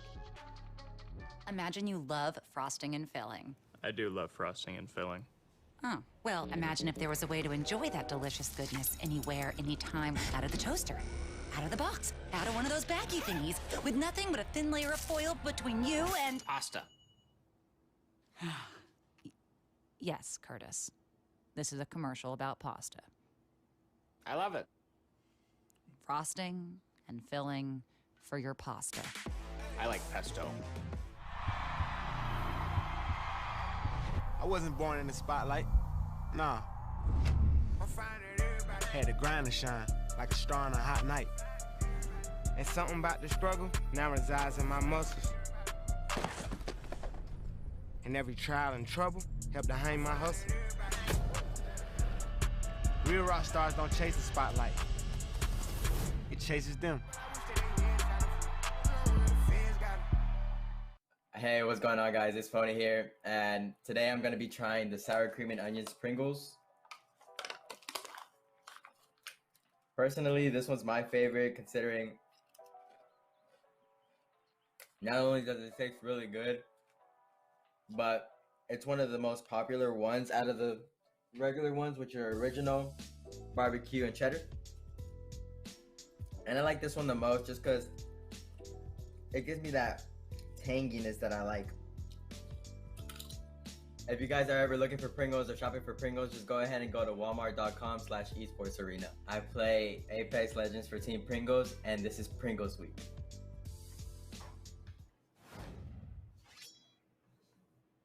All right, welcome back, guys, to SeriesE. Team Pringles took the first win of the week during Pringles Week. We'll see where they end up on the leaderboard. Let's take a look at the Mobile One leaderboard to see how many frags Team Intel were able to walk away with, because they had one monstrous game. And wow. Oh my God, is that a 21-point game for Team Intel? Yeah, a 21 kill game, excuse me. That's a 21 kill game for Team Intel. They were absolutely going ridiculously ham, mopping a third of the lobby, over a third of the lobby. That is ridiculous. And if you're the team that started off 50-50, I wouldn't know if I'd continue going over towards Thermal Station after watching them just drop 21 kills on this lobby. We talked about it. Team Intel needed a big game, but you know what? That's actually going to put Team Applejacks right now outside looking in. I believe Team Cheez-It getting third place with 14 points is enough points to move them up. So this is how it's going to be over these next, how many games do we have? 11 games basically in the next 2 days. And it's just going to be back and forth. Again, the big question is, can Team Intel keep up this momentum? Because holy cow, that is insane. Yeah, that means they've closed the gap to Team Applejacks by 25. They closed the gap to Team Cheez-It by 16. And if they keep up this pace, they might secure a spot in the top 4. Team Intel, they missed out on 6 points overall by not getting the dub and the final 3 kill points, but they don't need it. Take a look at 30 points. Team Pringles, though, did a great job with that win. They put themselves in second place, along with the 8 kill points they found. But we are seeing the kind of divergence in styles. Team Intel having found success off of their numerous aggressive games. And this is why you get those high fragging moments. And speaking of high fragging moments, let's take a look at the Mobile One high performance moment of game number 1, which there are just too many to count with the absolute pace that Team Intel were putting on here. It's Team Cheez-It trying to hold down their spot inside. As you can see on the kill feed, Panders is popping off. Yeah, and then Prodigy Aces decides he was thinking about healing, and then all of a sudden over towards the side, Mini's going to hit him with one single EVA 8 shot while he was weak too, and that changes everything because the res has to come through, and then Rakinishu has to start taking some different angles, and you saw defensive bombardment in hand, but at this point he's not able to ADS with his shield, and that's the big thing for Gibraltar. He would have stayed alive just a little bit longer, and this is when Six sends it a little bit too far. The rest of his teammates were full shields. You could see everybody had full shields throughout all of that time. Six continues to full send it, and they just split up temporarily, and that's all Team Pringles needed. And I know you said they don't need the 6 points, but Jamerson, that would be great to have. I mean, because when you're down so many points right now, having 36 points, that would be probably one of our biggest games that we've ever had in SeriesE. And Team Intel's done that sometimes where they've just really, really popped off. And maybe it's this type of instance where they need their back against the wall to kind of play their best. And maybe that's, you know, the type of team they are, but you never really know. They've also made improvements throughout all of this time. So if they're gelling at this time, this is the best time to have your A game, right? Right when we're going into the last week in the finals of SeriesE, right when we're going into the biggest tournament in Apex we've seen in a very long time, if not ever. So this is great gameplay coming out of Team Intel. Yeah, I believe the highest game we've ever had so far throughout the 2 seasons of SeriesE, it was Season 1. Team Sentinels had like a 37-point game, I believe, a 25-kill game in one game so far. But that was definitely Team Intel trying to break that record as we are heading into game number 2. We'll be joining aboard along with Team Pringles, who did take the dub in game number 1. We'll see, though, if Team Intel can continue to ride that momentum off of the back of game number 1. It looks like Team Pop-Tarts are getting challenged over by Geyser, so we should keep an eye on that as well. And it doesn't seem like much is changing. Team Intel might be getting challenged once again. We'll find out in just a moment, though. It's Team XOXO that do have position over here as the fight's breaking out, and they do have one knock so far, or at least they've lost out on one. They are up top. Team Pop-Tarts making their push, though, as now they're pushing in as a full 3. Lucas is low, and they catch him on the res. Gets the re-knock onto 1, but Impulse has taken a lot of damage here. Does have the bubble from his squad as Stomps takes out Turns, and now it's down to the 2v1. Yeah, I like to see an armor swap or heal either way here for Impulse throughout all this, but he gets ripped throughout all of that. Corey is going to come through with the alternator, and you can see the lack of ammo. He's going to pick some up. He's going to get some thirst over towards the side, maybe even try to swap something out, and then he's going with Havoc Wingman. So Stomps is going absolutely nutty during this fight, and they're just watching him loot the dead bodies as Turns is a little upset that he gets finished because he was trying to rat it out again to another good performance. You could see you could actually see the shadow of the player above him on the door there while he was on the roof, which is pretty interesting information for Corey. He's going to actually drop down, get that respawn beacon, try to pick up some loot along the way, picks up the Havoc. Looks like he was running out of ammo, and he is. Only 7 shots left in this alternator. Tough spot to be in for Corey. Nades out now as he goes for that fast res, going for the peak now. Corey almost cracked on his shields. He did some decent damage to that jib, but goes for the repeat now as he drops Stomps, hits the heady, and takes him out. Pop-Tarts They're going to be able to win out on this fight, but they need to recover quickly here with 1:40 to go. You know, imagine that teams are going to start rotating in now. They should be able to get the res onto Lucas, who crawled his way all the way over to the redeploy. And it seems that Team Intel are not going to get the 50-50. It was that Revenant squad, Uxako and company, that ended up challenging them, but they're in a fight with a different squad here. So Team Intel not going to find the early game kill points like they did in game number 1. Here's Team Razor. They do have a full 3 on move filling in for the day. Yeah, Amu, one of my favorite players to play with, and he's going to actually see his team go down, and that's going to be Pog. Pog and Rocker, Crook, and Zenile, a very, very solid squad. And you can see the other players in the area, too, just getting that loot. Skyhook is not a spot that you would typically see contested very rarely in game number 1, but in game number 2, if you don't have a spot, it's a perfect spot to go to because it can house so many different teams, and Team Razor typically gets a lot of freedom over there in terms of sometimes they even get trials and all of Skyhook to themselves. So Team Lonely Fan's gonna take the high ground rotation here over towards the fragment side. They have a little bit of time to decide exactly what they want to do. Now they're gonna drop up off of the roof, Mission Impossible style, and Blight's gonna take flight over here towards the center building, and I don't see really anybody in the vicinity quite yet. It's going to be Applejacks coming in with the Kung Fu Fighting Abes with the knockout right there. And they're going to be rewarded with some loot over towards the tree side. So that's going to be North Star, one of our open teams coming through. And we know how experienced Applejacks is fighting over towards this tree side. So it's not that unlikely that they would win this fight. Yeah, we're already down to 17 squads before this ring even starts closing now as the scan comes out from Team Applejacks with the 50-50. They might not have had the opportunity to pick up that beacon quite yet. Rollers should rejoin them, and it looks like Zeniles will be able to finish off Uxako, so we are now down to 16 full squads remaining already. We thought maybe the game would be a little bit slow here, but Team Intel keeping up the pace. Now they found one on the rotation up, and there's a full 3v1 here on the high ground now. But Panders gets the scan from Metro, sees them dropping down. They've already gone the knock onto JBS, and I'll be able to find a second one shortly as they go full send onto this player here. We'll be able to get the knock onto Jean Gon. Now he'll be able to rejoin his squad up top. That's going to be another 3 kill points going over towards, or at least 2 kill points going. Nope, never mind. The names are so confusing because it's just a blur of letters and numbers. But yeah, it's going to be another 3 kill points for Team Intel. Come on, James. Those are like elite gamer tags, man. Like once you see that, like, you know that you should be scared. But Team Intel, they're not scared. They have Team Intel in front of their name. So they're trying to, they also have 30 points next to their name as well. So they're trying to add on to that point total that they have. And you can see a little wall bouncing coming through for Metro.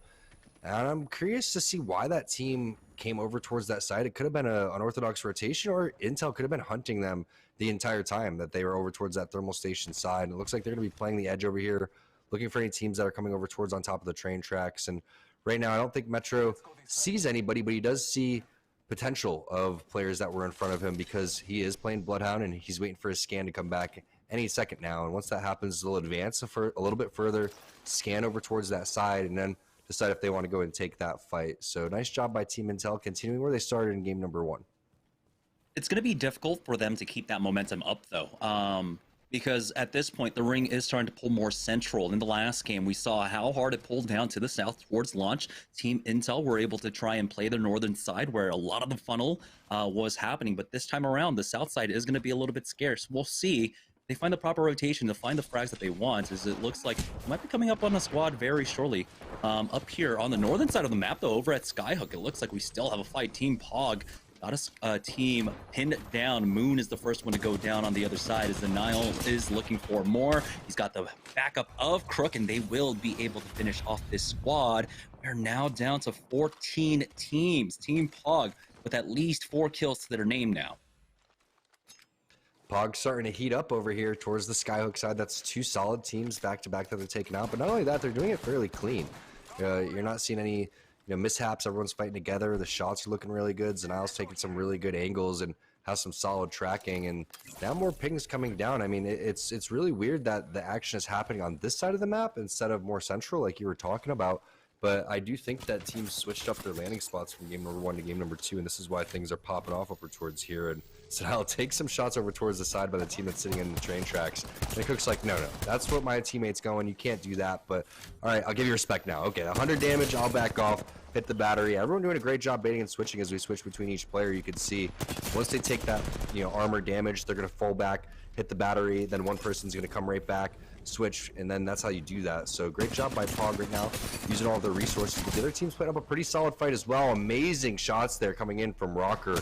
Starts with ADS, then switches, and then goes with the hip fire. And this is going to be Team R99. That's going to be a quick finish there for Pog.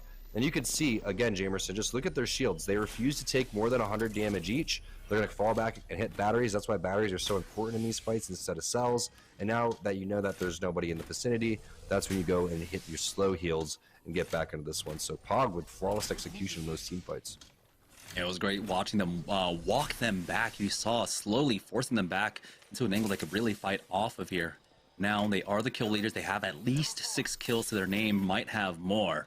So they are doing what Team Intel were able to do in game number 1. We do have round number 2, though. 2 minutes to close, and we haven't been able to pick up that info quite yet. We'll see if Pog are able to pick that one up for themselves. Skyhook should be largely free, but we'll have to take a moment as the team really does have to take a moment for a breather. Oh, there's a squad just coming up behind them now. This is going to be more kill points for them if they can successfully manage this fight. And they're going to try it just from the opposite side, Tom. Again, spading and switching, swapping out priority targets, going in for the flank now as Rocker all the way on the right-hand side to get this off angle for his team. Finally, damage does connect through, almost getting that crack onto the blue shield.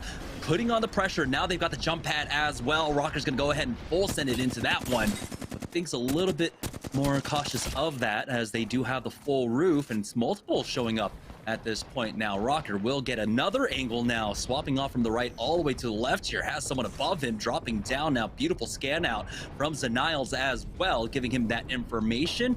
They have backed away all the way into this building, and now Rocker is on the hunt, pushing up as the rest of his squad making their way on in. A full team caught out in the middle there. They're going to be able to clean this one out. That's Applejacks going down. Team Applejacks thought that they had a third party, but then all of a sudden Pog just sends it right back over towards them. Nicely splashed, only has 2 players left. Ronnie's over here hitting a full battery. Bambino's trying to do what he can with the PK, hitting some good shots, but that's going to be Kubsky coming in, and that's going to be the finish as well as Team XO hits the third party. So we had a very slow game number 1 compared to what we've had in game number 2. Over half of the squads eliminated over here. More coming in over towards the side on both of these fights. So everybody trying to get into this action as Prodigy Aces, Rakanishu, and Team Cheez-It enter the fray as well. And Crook's on the run. There's plenty of death boxes over here if you needed some loot. And Rice Krispies is in the area too. So there's so much action here on World's Edge. That was what, a 4th, 5th party on both sides of the map. Yeah, we are already down to 8 squads, 22 players left, so I think one rat might be running around at this point. Rice Krispie Treats, though, the ultimate winners over here at Skyhook now, picking up all this loot, but oh, you gotta be careful. There's Bird. Took a lot of damage. We'll throw down that shield to continue looting out. He'll swap off onto an armor that's further away from the Evo, but it is at least full health for himself as they are still trying to recover. Defensive bombardment, just in case, to clear that roof. Not getting much off, but now they are forced out of position. That Arc are pushing them out. Bird holding the door for now, but he's getting peeked from 2 separate angles. Has to back away once again. His armor cracked nearly, but it looks like they do hold on for the time being. Very tense situation here. We don't know if another team might show up. We've had so much action for some reason taking place over here at Skyhook, and Bird gets peeked now, but he's got a lot of cover behind those death boxes, and his team is there to try to trade away damage. Text is the one to go down, and Team Intel is the one to show up. They do get one knock onto Metro, but Team Intel will be able to finish them off, and now they are the ones that won out here in Skyhook. You can see Panders throwing down that armor swap for Metro as well, being cognizant of a quite possible 7th party in this situation. There's so many teams over here, and we were wondering when Intel was going to get involved, and they finally come through as the 7th or 8th team that was involved. But a lot of good teams were taken out along the way, and I think that I'm not sure if Team Cheez-It was able to make it out alive. I think that they could have been taken out. We saw Applejacks was taken out in the beginning of that fight, and those are the teams that Team Intel need. out. And when you're looking at the kill feed, you have to be stoked about what you're seeing right there. If you are on Team Intel, we do see Team XOXO ratting it out over towards the back of the map here. It's going to be Sam C. And Sam is looking pretty solid in terms of being able to get out. You have obviously the rotation here with the balloon, but you also have the Valkyrie ultimate if you want to go and do that. So should be able to live for a little bit. I mean, it's been so fast paced, you never know if Sam C is going to make it to top 2 in the next 1 minute. Gonna hit that redeploy, but it's actually gonna be straight into Team Intel, and he thinks better of it and turns right back around.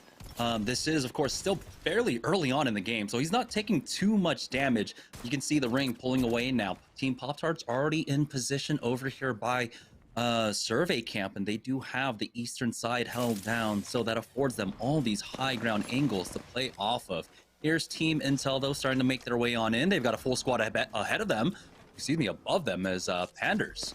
A lot of damage there. One stuck up inside the sniper post, and Six is going to try and force them out with that defensive bombardment. But you can see, it looks like player might have gone out, but we'll find out if Panders can get out of this sticky situation, kind of stuck behind cover, or if this is a solo here. It's so hard to tell, but it looked like some shots were coming in from inside the tunnel, and it looks like with the X-ray, we do see some players playing off of that.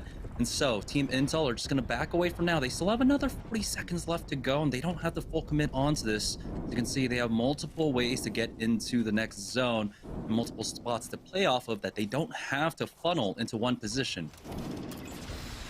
I want to see Metro hit another scan there, and he does. No hostiles, so that means that the player did leave off of the top, most likely back to the team. White gets the knock on to Prodigy Aces, and it looks like this could be the fight that Intel could be collapsing on, and that's going to be Team Cheez-It in the kill feed, so they're going to love that this team is currently down a couple players. It's only up to Joey Blackout. The shots looking phenomenal. There's a third party, though, from Team Intel.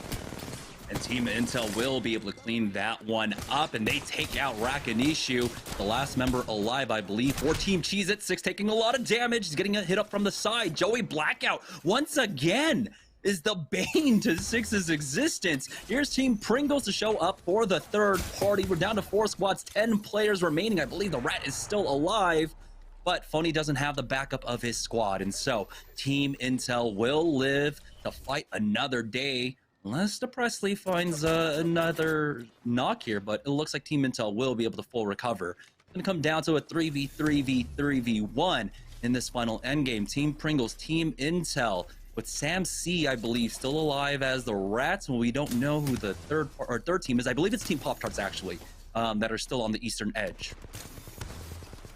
And that's just really unfortunate for Team Pringles that not everybody was in position, because the scan came through. It's actually Team Rockstar that's the last team when we were talking about it. But Team Pringles was in such a great spot, but not all 3 players, as Panders is going to come through and take down Sam C. Nice job by Sam C, ratting it out to top 4.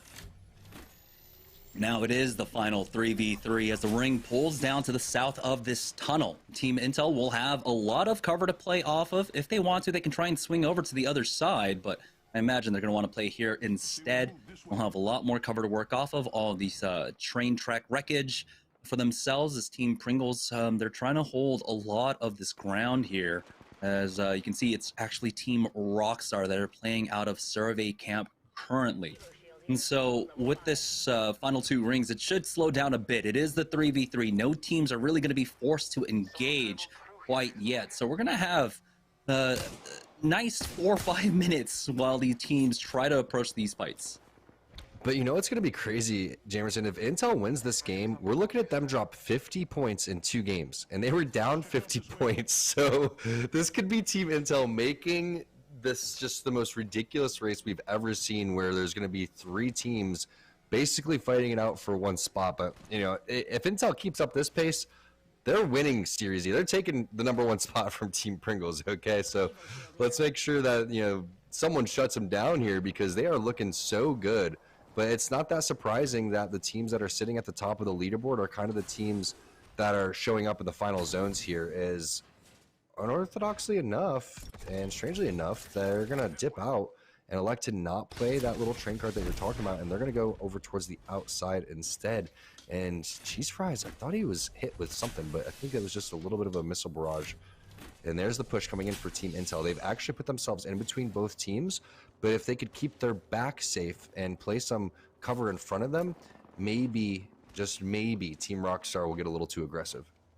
I agree. This is a little bit strange because Team Intel, they had all the armor swaps. There was a lot of fighting. There were 6 death boxes at least inside that tunnel. That's 6 armor swaps that they could have been playing off of. Now they moved themselves away from that loot. We'll see if this ring pulls in their favor for now. But like you said, you can see the pressure being put onto them. Gary's got an angle set up on the left. Oi Senpai on the right. Now Team Intel, they're basically back in the same position they were beforehand, but now they don't have the armor swaps, and now they're taking so much damage. Oi Senpai does finally drop down, though, as they do get cracked, and they do alleviate some of the pressure, but they're still back in that same position. They need to get back into that train car. I feel like that was the better position with all the armor swaps that you were talking about, but the way that Intel's playing it, I feel like there wasn't enough angles for them, and then they're outside realizing that there really wasn't enough angles for them in general. So they have done a decent job of kind of regrouping and pushing back to what we were talking about. Directly under that giant apex banner would be a good spot because, again, if the team's over towards the side, if Team Pringles gets interested into Team Rockstar, that could be your opportunity to kind of go and push in throughout all of this. And in my opinion, it really depends on the Gibraltars here. Yes, you want to hit your shots, and it depends on all of the players on the team, but it's about when your bubble placement comes down. It's about when your defensive bombardment hits as well. If anyone lays down some crazy initial damage, we could see something fairly interesting. But even if there was like a Kraber knock at this instance, I don't feel like a team would even push on that because they're going to have enough respect for the players in the lobby. Yeah, the call for Team Intel paying off for them. As you can see, the ring does pull away, and now they are the ones in the driver's seat for this. We'll see if Team Pringles can hold this position down, as Rockstar are the ones that are on the edge. They are not safe within the zone.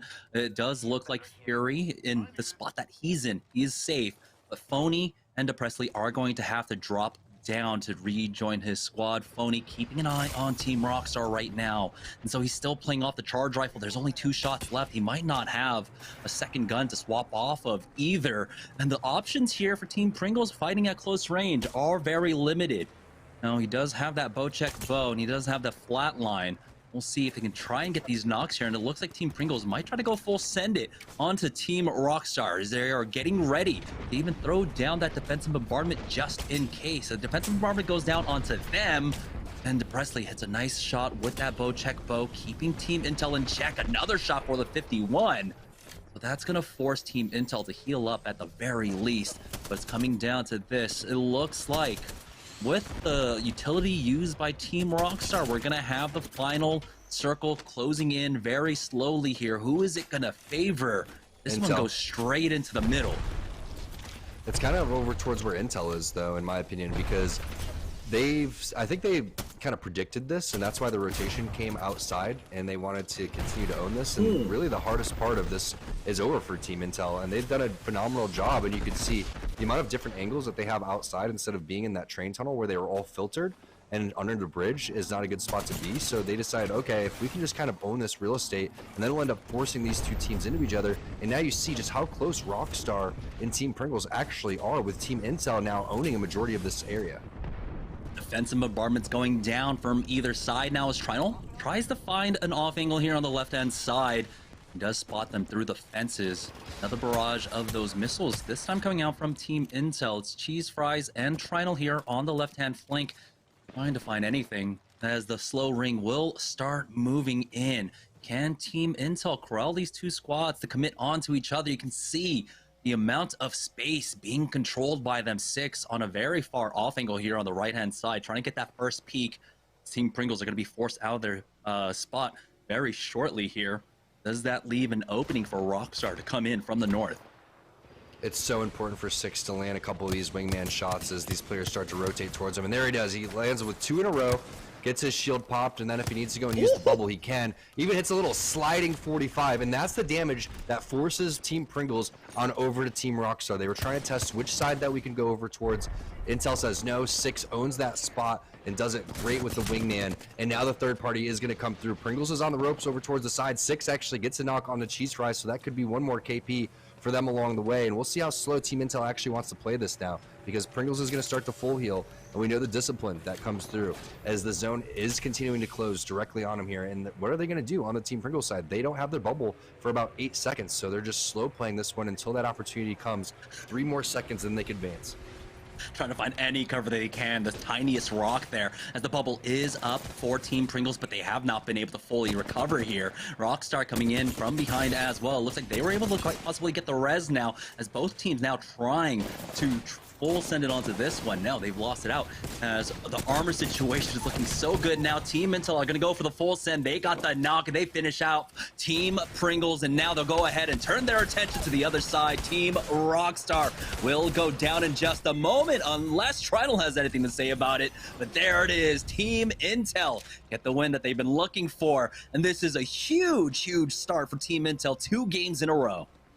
Uh-oh, things are getting interesting. And I don't know if in 2 games I've seen 50 points put up by really anybody ever in Apex in competitive tournament format, especially when we're looking at a finals like today. So that's just a great job by Team Intel. They are showing so many different ways that they could play Apex. They could take their 50-50s over towards the side. They know when to avoid the third parties. They know how to come in and be the third party. And then they know how to take control of these very slow situations that are tough to navigate. And you could see all the teams really playing that the correct way. It's a matter of which zone are you going to get, which way is that going to pull. Team Intel calls it the right way. Not only that, they execute it the correct way as well.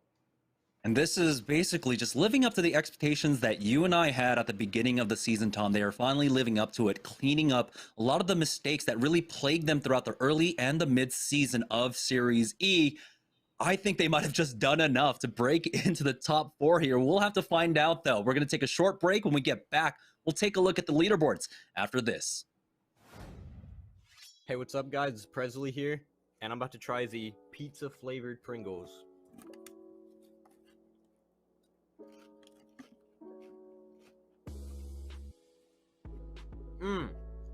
Beautiful. It honestly tastes like I'm just eating an entire pizza right now. If you want to buy Pringles, head on over to walmart.com/esportsarena and you can cop yourself some Pringles. I play for Team Pringles and you're watching Pringles Week.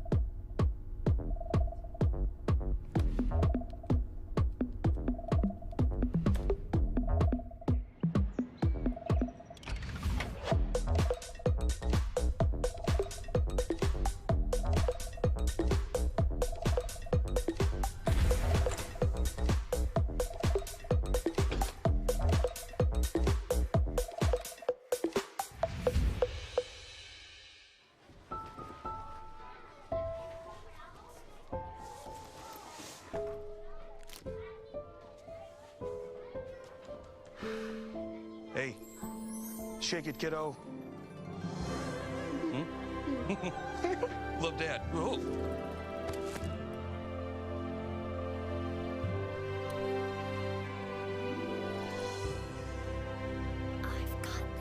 Kellogg's Rice Krispies Treats. A little love when it's needed. What's up, it's Fury, and if you want to play like me, you gotta snack like me. Getting that onto Wizzy now.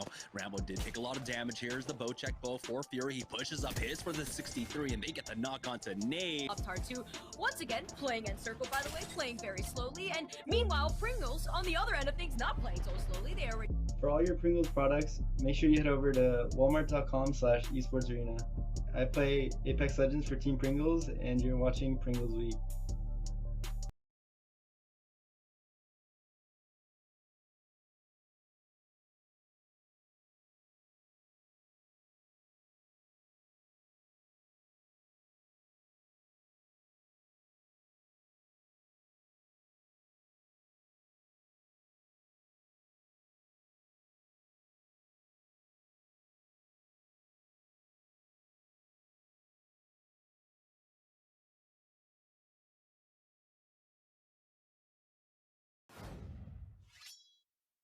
What's up, everybody? Welcome back here to Pringles Week on SeriesE, as it is the final week of Season 2, and Team Intel with an extremely strong start to the day, grabbing the second game here, and it appears to be a 2-horse race here in Open Night. through 2 games. Team Pringles and Team Intel leading the charge, both of them in that top 3. Pringles wasn't able to finish it off, dropping in 3rd place, and Intel grabs the win. Let's check out our post-game stats here for our second game of the day. 6 leading the way for Team Intel, and Panders with a pop-off performance, grabbing kill leader in that second game.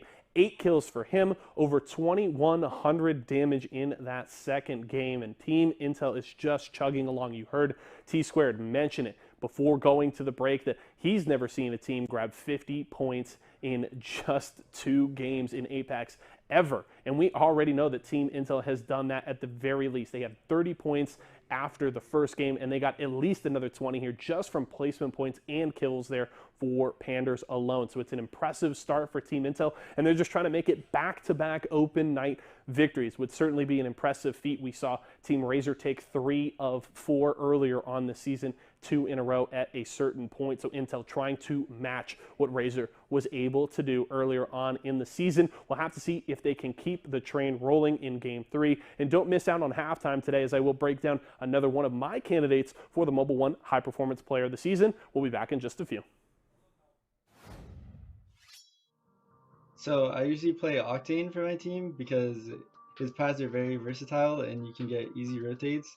And since I'm playing Octane and I go fast, I usually like running like an R3 or PK or just any decent mid-range gun and a shotgun. Some of our open teams here, basically just looking and hunting them down. I love the counterplay to throw 2 grenades down at once. One player tosses one. Nice shots coming in for Fury. Looks like he's using the Kraber, but no, that's just the bow. And is this thing nerfed? Forward rotation had a little bit of a difficult time. Had to go back and heal. As it doesn't matter for Team Pringles. They're not going to heal. They're going to continue to push. I mean, we don't really play edge or center zone. We like vary depending on the lobby. Like if we see the lobbies like dying out super fast and we're missing out on so many free kills, sometimes we'll just start playing edge. But if it's just a chill lobby and nobody's like our W king, we'll just play center zone and just take the dubs. For all your Pringles products, make sure you head over to walmart.com/esportsarena. I play Apex Legends for Team Pringles, and you're watching Pringles Week.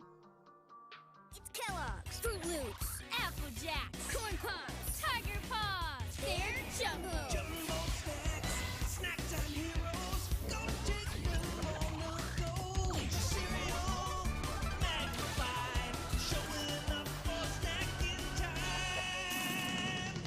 Jumbo snacks, snack time heroes. Gonna take them on the go. It's Jumbo. It's for snacking. It's Jumbo snacks.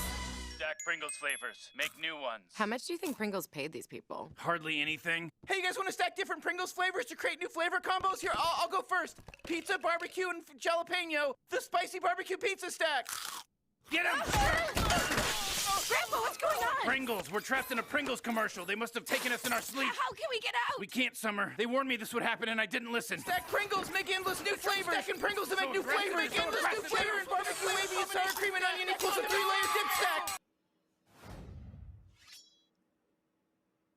Welcome back, guys, to Series E. It is Pringles Week, the final week of Series E, and Team Pringles are having a rough go of it as they, it's been Team Intel that have been really slaying out in these last 2 games, but it's been consistent for them so far. So let's go ahead and take a look at the leaderboard to see where they stand now. But with Team Intel having 2 monstrous games in a row, that's going to be a 30-point game in game number 1 and a 29-point game in game number 2. Team Pringles, though, find themselves in second place with 27 points overall. Yeah, let's take a look at the cumulative leaderboard to find out exactly where Team Intel fits now, because 59 points is absolutely insane after 2 games.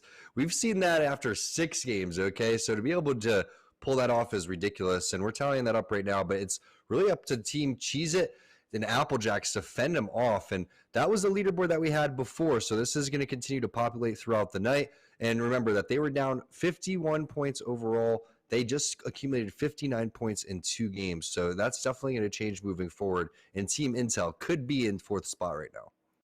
Yeah, it's very close. Team Applejacks did put some points on the board as well as Team Cheez-It. But let's go ahead and take a look at the Mobile One high performance moment from game number 2.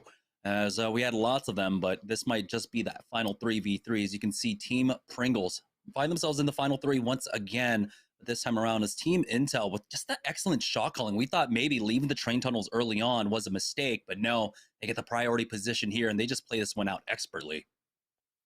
It looked like a mistake once they ended up right back where they started, just without the armor swaps, right? But it was more of them kind of holding a lot of different angles and adding pressure so they could have more of a presence for the rest of these teams not to rotate into their area. And then you can see the way that they're able to execute the final fights. Really, one of the biggest moments was when Six was able to add pressure onto Pringles with the wingman. And we were saying, all right, he needs to connect on his shots right now. And he hits for back-to-back shots without missing any. And then he slides down and hits one more on Team Rockstar just to boot. And you can see Rockstar is sitting there working with their two-man team, trying to wait for their bubble to come back. Senpai's going to toss that one down, but Team Intel mops so fast. And then you can see by the time that they're even armor swapping, Six is ready inside of the enemy bubble, laying down some serious fire. Metro gets finished off, but him and Panders are full shields throughout all of that. And they understood the situation that Rockstar was just a two-man team, so they just continue to add that aggression. And 59 points after 2 games just goes to show you how well they're playing, but also how bad they want to continue to improve and how bad they want to actually stay in Series E going into Season 3, because this is a completely different Team Intel that we've ever seen before. I mean, the way that they're executing right now is some really high-end stuff. I mean, we were talking about teams that could potentially win a tournament. Team Intel has to be in that conversation literally just off of these 2 games. 38 kill points across the last 2 games. That's just the first 2 games of the day. We still have 4 more to go. We were talking about, of course, how they're avoiding a lot of the mistakes that we saw just a few weeks ago now. I mean, in game number 1, we saw that after they won their 50-50, they rotated north and they found out, I believe it was 2 brains, 1 controller. They were inside Harvester, but they decided to bide their time because of the third parties that were in the area. And so they cleaned up and shored up a lot of those mistakes, and it is paying off for them. They've learned from their mistakes in the past, and now we're seeing them on the verge of securing a spot into Season 3. They're thinking on all different levels right now, too. I mean, they're thinking so fast, but they're also willing to take things slow when they need to. And their shot calling has to be constantly situational in all of these times, because the map is constantly changing based on how good these players are and the awkward positions that they put you in to have to fight your way out of. And Team Intel is, sometimes the best thing to do is just to avoid a fight, just like you were talking about, and look for other opportunities on the map. And I felt like Intel before would see some teams be confident in taking a fight, take a fight, and not necessarily know if a third party was coming.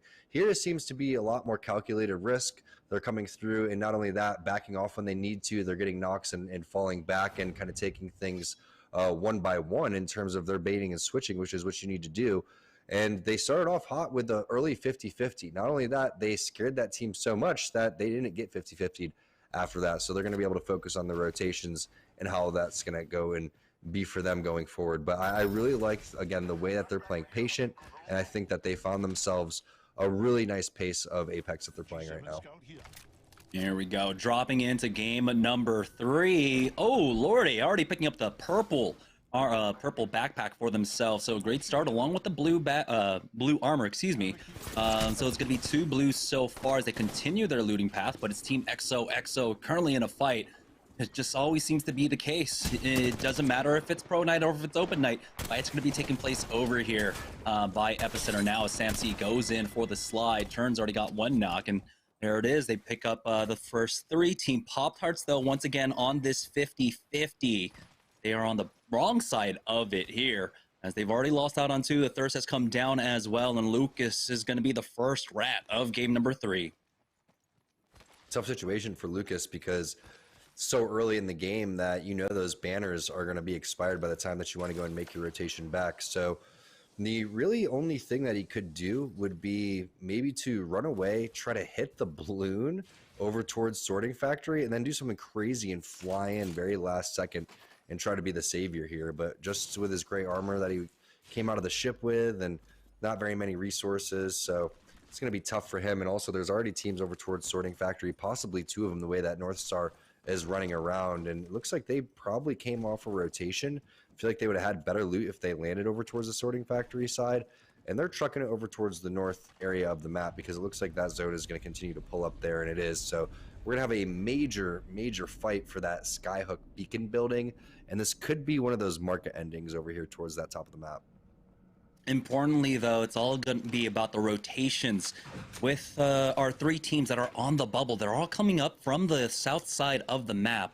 And so we have to keep an eye on Intel, Applejacks, and Cheez-It as they make their rotate through. Looks like Rapid 99 find themselves in a fight over here at Refinery right now, as they got a first knock and they got the thirst onto Sam C. And so out of the fire, now straight into another fight. It's going to be 2 hostiles detected as the scan's already gone down, and they're going to go ahead and full send it up this hill.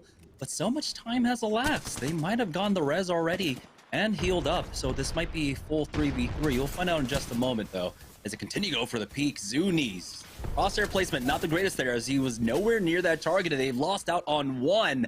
Rapid 99 force themselves onto the same cover. Now they are getting pushed, as you can see. The flank out from Tide Pods, he does answer back, taking out Malice Mamba, but it's down to, might be a 1v1 here, and so he might have never gone the res on the other side as the bubbles goes down. Tide Pods with that arm shield will be able to win out in the 1v1 and secure that for themselves, but they still need to recover and get the res onto the other 2 members, as it looks like it will be safe to do so.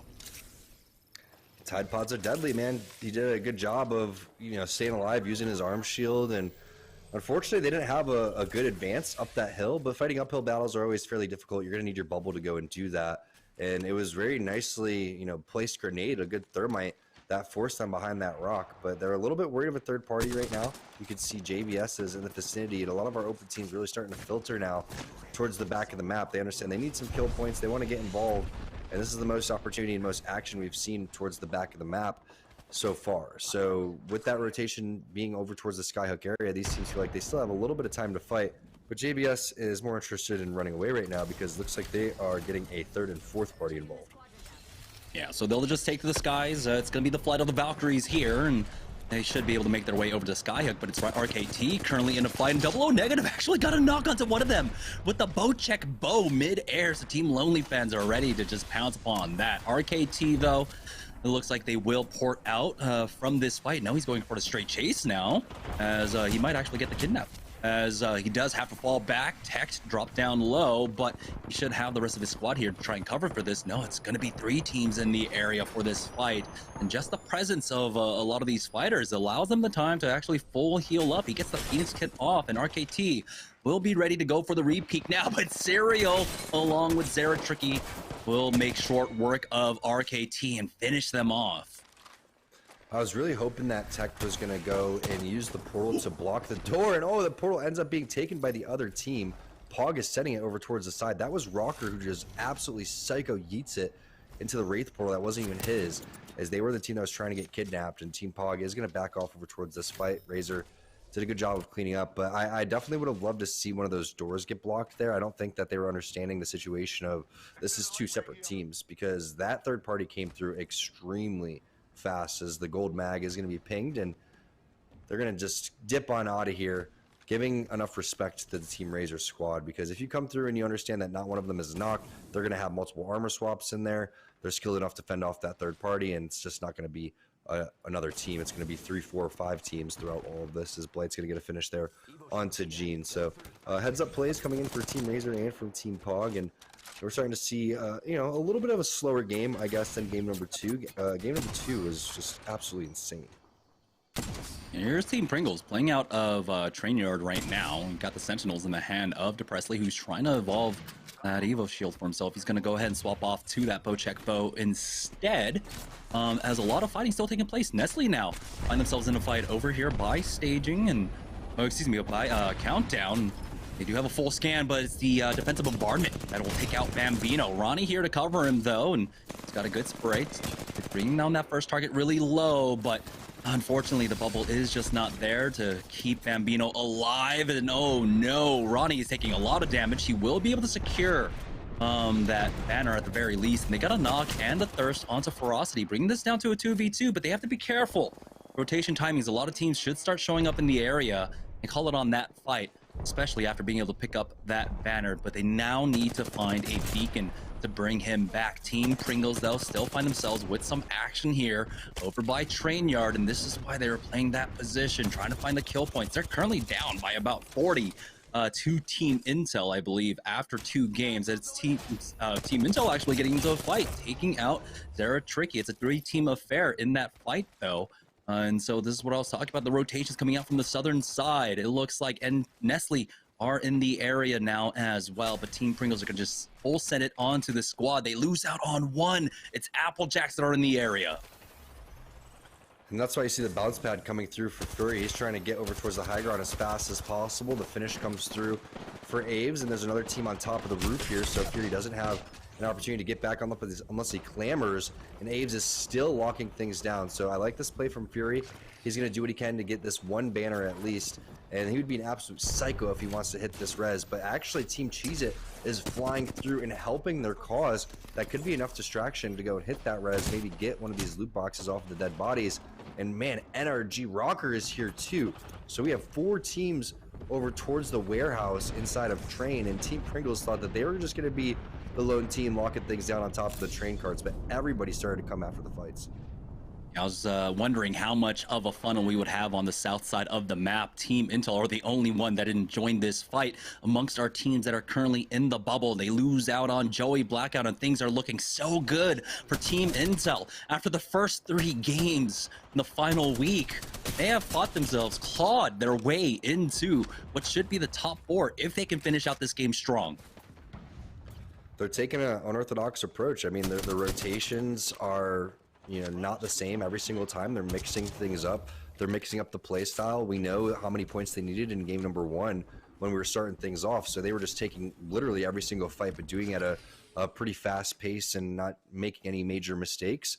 This time they're slowing things down a little bit, playing things methodical, and making sure that they're picking up kills and making it into the end zone so they can pick up kill points and kind of get a double whammy. So I do like that, and they're being gifted throughout all of this by Team Cheez-It and Team Applejacks taking a lot of fights where there's just plenty of teams that are involved.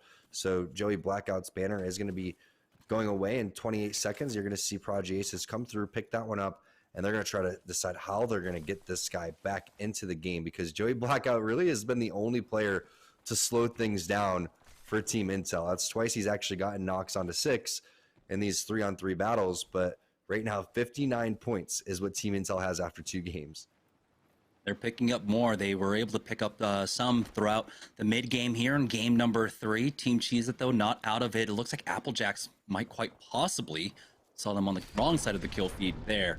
And here we go. The final circles it is pulling up towards Skyhook. There's a chance that it goes over to the market like you were talking about, Tom. It looks like we have a fight going down over here. It's Team Lonely Fans, full 3 up. And we're trying to hunt down JBS. I believe JBS down to just a solo rat currently, as Team Lonely Fans were able to slowly pick apart 2 of them. But it's just a pit stop here for Lonely Fans, as they are using that replicator. They do have 25 more credits on Blueberry at the very least, so they can pick up some more stuff to use. It looks like, yeah, they're just going to swap out positions, and it's now 00 Negative's turn to go for that, as Blight is just in position to pick up this beacon when the ring does ultimately close for them. Yeah, I think what the play is here for Lonely Fans is hold this beacon building, get the scan in a minute when it closes, and then they're going to be able to Valkyrie into a priority spot, because we got an opportunity to see how the players were setting up, and there's not a lot of teams over towards the Skyhook area, which is why this fight's actually able to take place right now. Turns is going to come through, get the knock. Corey's going to get the knock on a Senpai as well, and now it's just up to Cheese Fries, and that's Team Content with just a quick wipe over towards the top onto Team Rockstar. You can see again, it's always huge when you're able to keep your full shields and not take any health damage, because you can fend off the third parties with just coming through and hitting an armor swap, and that's exactly what's happening. It's only we the people who has to heal. Beast of the Hunt is going to go away here for Corey, so he's going to hit one more scan on the way out and get that quick scan coming back in about 8 seconds. So nice job by Team Content, as they're owning one of the better spots here, playing that middle high ground. But you do have another team, I thought, that was in the area, so that's why the things are going down. It looks like they weren't interested in the third party, and Corey with some really nice shots through the window. Yeah, and surprising, typically you don't see a push like that here in the middle of Skyhook when the ring ultimately pulls up here, but just because of all of the fighting that's been taking place as round 2 finishes closing, we're already down to 11 squads, 26 players remaining, so we should have a number of rats still in this lobby, or at least a lot of damaged teams currently. It's going to be Team Content, though, holding down one of the strongest positions here in Skyhook for now. They've got a good bead on where the others are positioned as well. I'd like to see maybe Corey swapping off with how he's been landing these shots to try and upgrade these armors for his boys. Turns and We the People are still sitting on purples, and it looks like that is what they are going to do for the time being. Corey has been hitting some great shots through those windows like you talked about, Tom. They might as well just give it to the hot hand. So they're going to continue to armor swap, and so much shots in the Spitfire here. Spitfire Mastiff, gold armor for We the People. Toxic controller combo. And they're waiting for players to start to filter in, right? Like a team like Lonely Fans that may be flying in after they hit the respawn beacon, or excuse me, after they hit the beacon so they can scan and find out where zone number 4 is going to be. But here's the rotation coming in for Team Pringles, and they're only doing it with 2 players, obviously, because Phony has timed out. It's Suppressly making some moves, hitting the wiggle womble, and he's going to be able to make it a little unnecessary wiggle womble. All right, seizure alert, everybody. Relax. All right, everyone's okay. Presley makes it in. He Maybe almost got punished that for that, though. I feel like he was kind of joking with everybody, right? We're in first place. I'll dance around. Okay, wait, I got to get inside. Yeah. We'll slow heal this one, and just surprising getting a free building here in Skyhook, but it's for the fact that there's just been so much fighting taking place on the southern side of the map. Good swap off coming out to conserve as much of their meds as possible, so that'll just be 2 syringes that Depressly needs to heal up with here. Now things have slowed down in the 3rd round. Love to see where this ring ends up pulling as Team Cheez-It were able to recover, got their 3rd back in, but they're not out of trouble quite yet. Down here on the south side of Countdown, they have another team ahead of them. Joey Blackout healing up with that bat. Prodigy Ace is backing away, and it looks like they are not going to commit for this fight.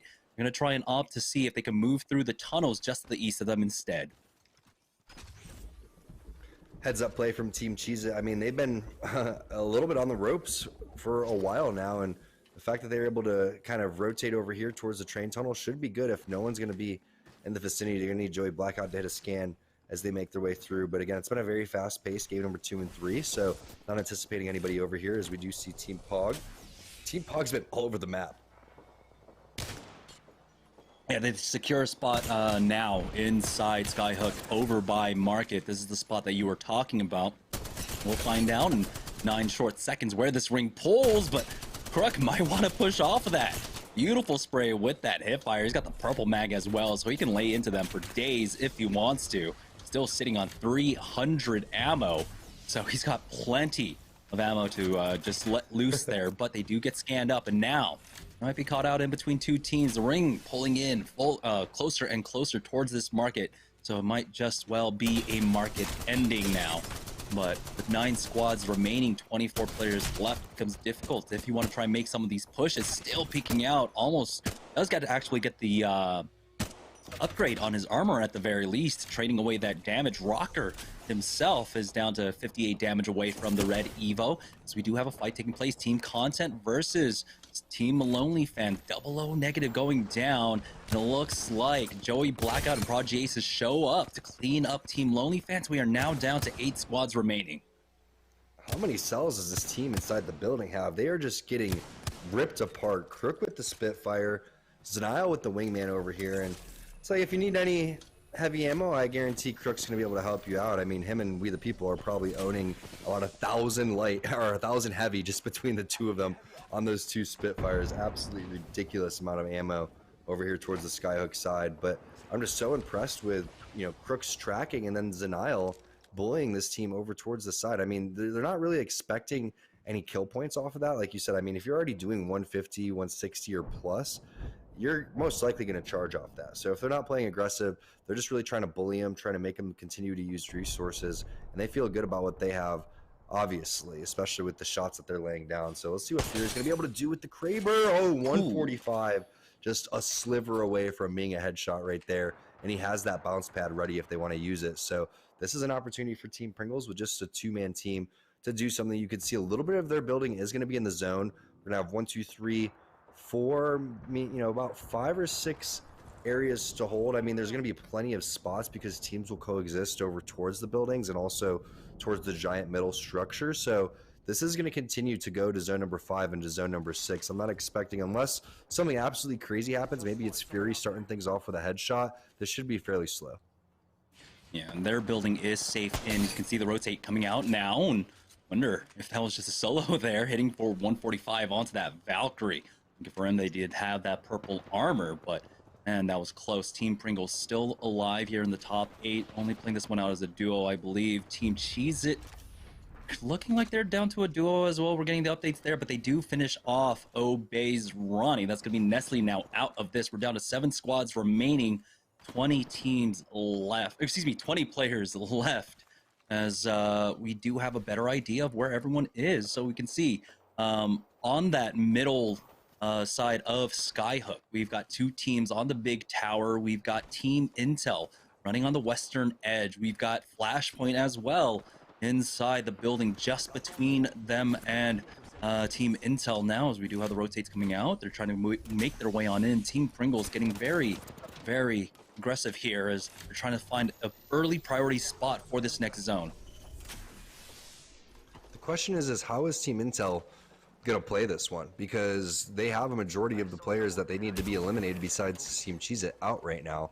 So this is a good situation to be in, and Team Cheez-It is one of the teams that have to make the rotation coming up here in about 30 seconds. They can, you know, continue to play this middle area and then rotate in front of them, but while they rotate in front of them, they're going to have team content directly above them. So it really, again, it comes down to Rakinishu and his ability to play Gibraltar in these type of situations. Get to maybe a fence, use your bubble if you need to, hit the defensive bombardment if you need to use that on top of the team above you. But the problem is every time they go to peek, you could see triple takes coming over towards the side. Fury actually gets a knock onto turns. If they realize that's the team above them, they may full send this.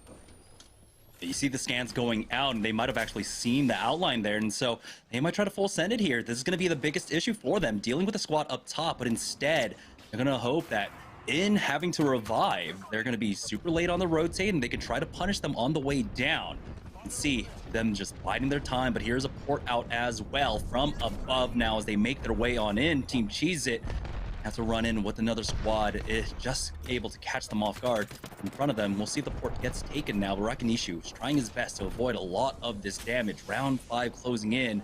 He might have a spot here on the fence, and it doesn't look like it's actually in. They'll take their time though, and oh no! Rakinishu gets sent up by that jump pad, takes a lot of damage, and now Team Cheez-It are forced to early bubble here. Rakinishu will go down. Mini picks that one up.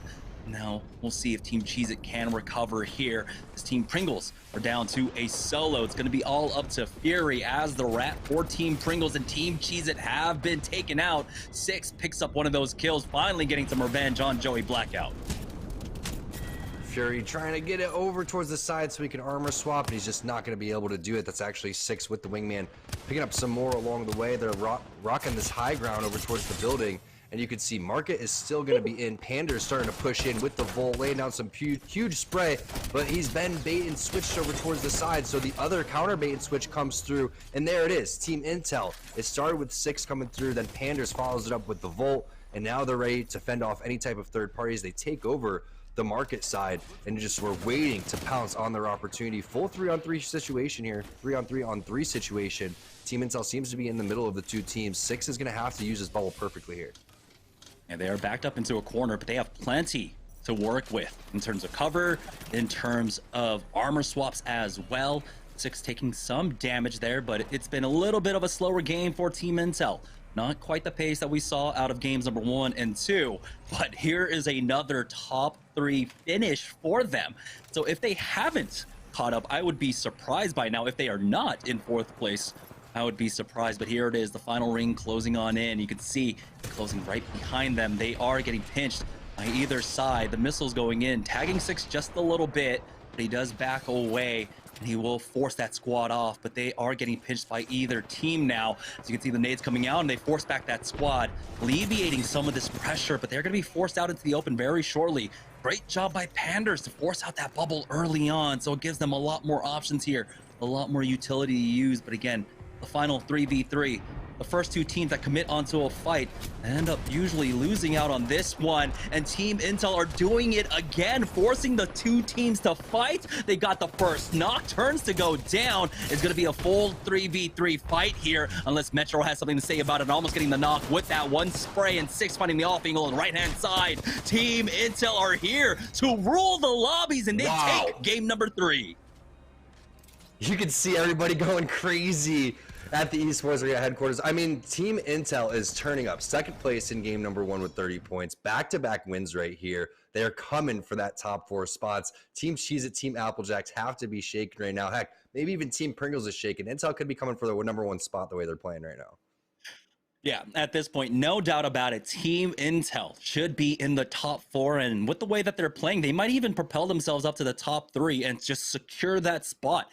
If they keep putting up points like this, we're going to go ahead and take a short break. When we get back, we will find out exactly where they stand and get an update on that. But don't go anywhere, guys. We have the second half of day number 1 here for Pringles Week after this. As of right now in the Apex Legends meta, I am using Gibby or Bloodhound, depending on where you watch me from. As of right now, the gun combinations that I do use are the Charge Rifle and the Eva on Gibby. And if I'm going with Bloodhound, I use something close range, like a Volt or like an R9 as well. Those are my primarily used guns. And yeah.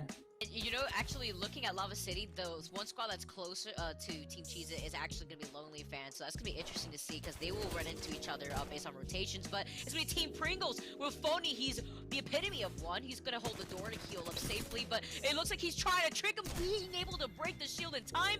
Oh! So usually in SeriesE on Tuesdays and Wednesdays, we usually figure out beforehand who's in the lobby. And if we're able to claim a spot that we want, we usually take it.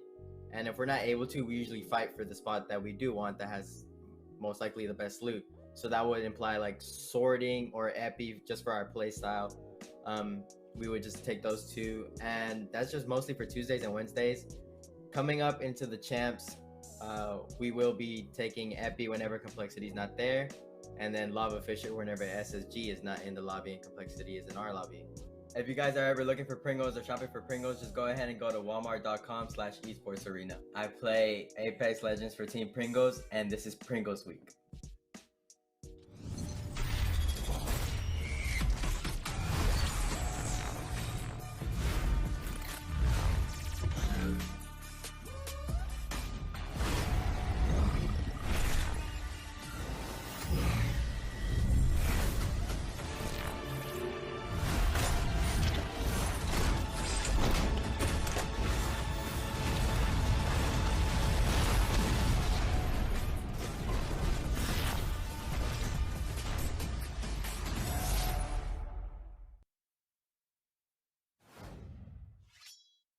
Ladies and gentlemen, welcome back to SeriesE. It is Pringles Week here in the final week of Season 2. I'm your host, Yeso, and 3 games done for the day, and Intel taking back-to-back dubs. An impressive performance from them, and I would like to take a moment to apologize, okay? I did a segment at the top of the show. I pulled up our partner team standings, and I was talking about Team Pringles has got it locked down. The battle we're looking at here is, second and third, and then fourth and fifth. And I was talking about it's Team Cheez-Its versus Team Applejacks for that 4th place spot. So I would like to formally apologize to Team Intel because I gave them no airtime there, and they have just impressed us like crazy tonight. They won open night last week, and they put themselves within striking distance. But when I looked at the standings, I thought to myself, well, there's no way Team Cheez-It and Team Applejacks just botted up in this last week and give Intel a sniff at 4th place. But that is exactly what we've seen here through 3 games as I pull up our post-game stats here. So I don't know the exact position we are at in those partner team standings, but Intel has now become a serious threat to take 4th place and qualify automatically for Season 3 of SeriesE. So as Jamerson and T-Squared have been highlighting, that is a storyline you are going to want to follow here the rest of the week. We have 9 games remaining in Season 2, so you are not going to want to miss a minute. So make sure you don't go away. post-game stats here. It's our cumulative stats through the first 3 games, and obviously Team Intel with those 2 dubs and a second-place finish. They are sitting in the lead, led by 6. They are looking so strong here today, and Panders so far today, 21 kills, our kill leader through 3 games and 6 with over 5,000 damage. He is averaging over 1,600 damage a game through 3 games. It's a great performance from him so far today, and we'll have to see if they can keep it rolling in the back half of our games today. 3 more remaining tonight, 6 more tomorrow before we close the season. I do want to talk a little bit more. I've been highlighting the last couple of Tuesday nights some of my choices for MVP this season, the best player in Season 2 of SeriesE. And I highlighted to start off a couple of statistical monsters. I talked about Phony from Team Pringles the first week. Last week, I highlighted Mr. Hawkulo, who is coming off a top Slayer ranking in Season 1, looking to do it again here in Season 2, but I want to take a bit of a different route here, and I want to talk about Farmer Lucas, the IGL for Team Pop-Tarts. Now, not a slouch in the statistical department, but not certainly a leader. 152 kills this season, good enough for 12th there for Farmer Lucas. 541 damage a game and 116 assists so far this season. So by no means a statistical wonder here in SeriesE when we have multiple players at over 200 kills. But I want to talk about the fact that Farmer Lucas is coming into Season 2 having finished in last place in Season 1 with Team Pop-Tarts, then garnering together a new roster there for Team Pop-Tarts coming into the season, qualifying, and then being the second most consistent behind Team Pringles throughout this entire season. He has got that roster humming. So big credit to Farmer Lucas. I think he has really brought this roster together. They have been extremely impressive throughout this season, and they're trying to hold on to that second place spot. Team Razor certainly trying to come for it here this final week, but it is definitely a crazy thing to follow. I believe production had an update for me that I just missed a moment ago. They're going to let me know on that. Okay, I'm not going to give you guys any spoilers, but we do have a crazy update coming after the break. So we're going to go to a quick break here. Jamerson and T-Squared are going to come back with Game 4 and some more updates for you on what's going on here in SeriesE. We'll be back. So I play Gibraltar for my team, and probably my favorite gun combinations, it's pretty toxic, but I like using a charge rifle or a bow. Pretty much any gun that I can just poke at people and they can't do anything back to me, just because I like to be mean to people and know that I can't get punished for it because I'm shooting you from 400 meters away. Presley coming through, and Pringles silently having a really solid game, and oh, I bet Presley's eyes are lighting up right now. He doesn't even have to look. He just has to just keep shooting, and he's gonna pick up a ton of kills. Presley taking. So on Tuesdays, we usually stick to Sorting Factory, and then pretty much anyone that comes to Sorting Factory, we usually either kill them off drop, or we will just run them down. And then on Wednesday, depending on how that week before went, and also how ranked has been going, we will either give up sorting and go somewhere else and try not to mess with the pro teams. That way we can all get good practice. We're a very dynamic team, so we can pretty much just play from anywhere and just deal with the cards that were dealt. If you want to buy Pringles, head on over to walmart.com/esportsarena and you can cop yourself some Pringles. I play for Team Pringles, and you're watching Pringles Week. Stack Pringles flavors. Make new ones. How much do you think Pringles paid these people? Hardly anything. Hey, you guys want to stack different Pringles flavors to create new flavor combos? Here, I'll go first. Pizza, barbecue, and jalapeno. The spicy barbecue pizza stack. Get him! Grandpa, what's going on? Pringles. We're trapped in a Pringles commercial. They must have taken us in our sleep. How can we get out? We can't, Summer. They warned me this would happen, and I didn't listen. Stack Pringles flavors. Make new ones. How much do you think Pringles paid these people? Hardly anything. Hey, you guys want to stack different Pringles flavors to create new flavor combos? Here, I'll go first. Pizza, barbecue, and jalapeno. The spicy barbecue pizza stack. Get him!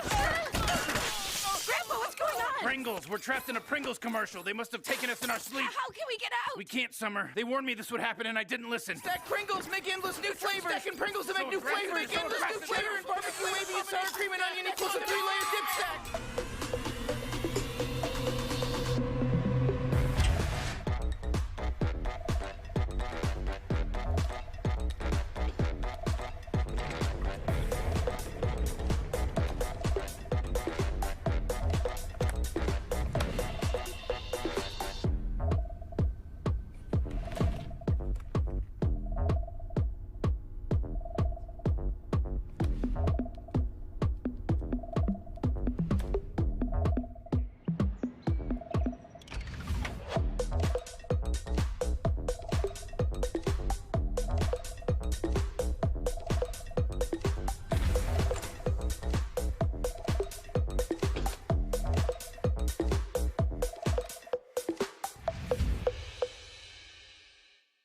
imagine you love frosting and filling. I do love frosting and filling.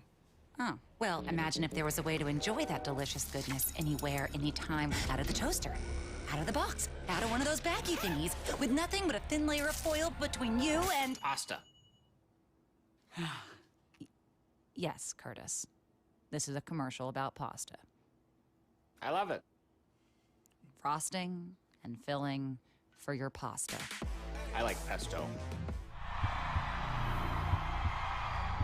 I wasn't born in the spotlight. Nah.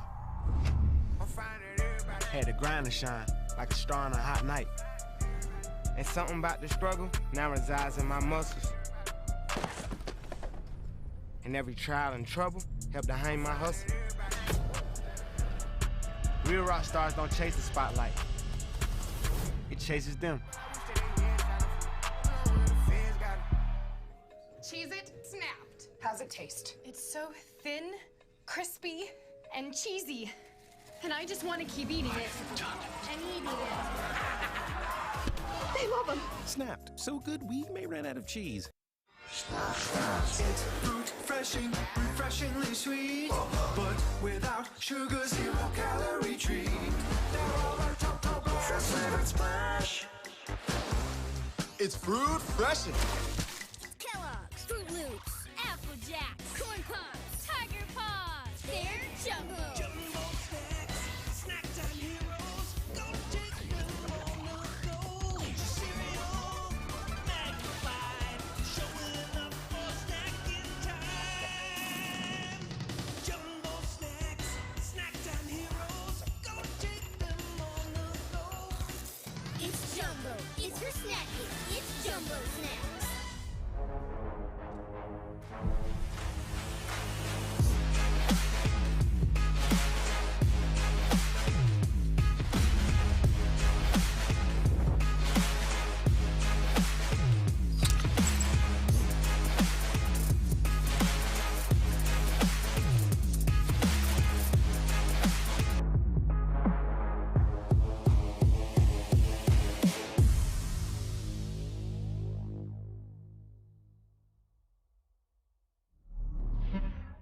We're gonna hold right here, and then when this team starts pushing up, just get to these boxes right here, and then we're gonna bubble left, and then we're gonna aggro on them, okay?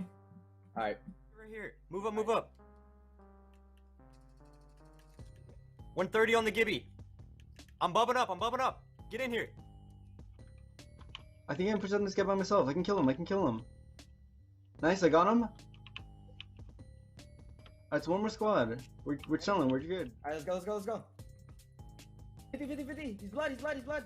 Two dead, two knocked on. He's one. Apex. Got him. Last one, Jibby. Dead. Nice. GG. Let's go. Let's go. Good shit, bro. GG's.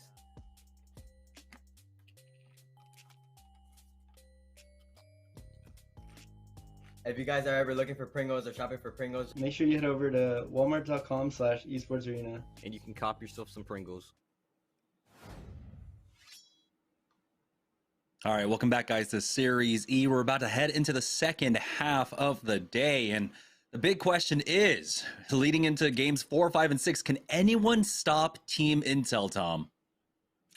I really hope not. I really don't. I want to see Team Intel continue to play like this. It's a lot of fun to watch, honestly. Like when 6 is, running on all cylinders as an in-game leader, but also as someone that's leading the, skirmishes too, you can see really what they're capable of. It's a lot of communication to be able to pull things off like this. I really hope that in Season 3, maybe we're able to get these players in Discord for listening so we can see exactly how they're able to go about their situations, because there are a lot of different spots that they're getting out of, whether it's the 50-50 that started off in game number 1, whether it's middle game, not taking a fight directly in front of them and swooping back around to take a third party over in a spot where we wouldn't expect Team Intel to be, or it's when these zones are closing out at the very end and they're picking teams apart. And I think really the most special thing that Team Intel has done towards the tail end of these games, as we talk about the final circles, is the presence that they've had individually. All 3 players are taking angles, and that's why they're actually filtering these teams into each other, because the other teams are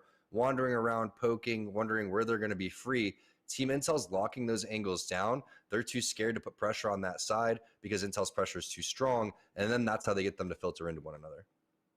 That's right. 3 solid finishes in a row, a second place, a first, and then a back-to-back win there in the third game. So let's take a look at the Mobile One leaderboard to see where they, how many points actually they have at this point. We know they're in first, and there's no way, there's no possible way. Let's go. 82 points after 3 games?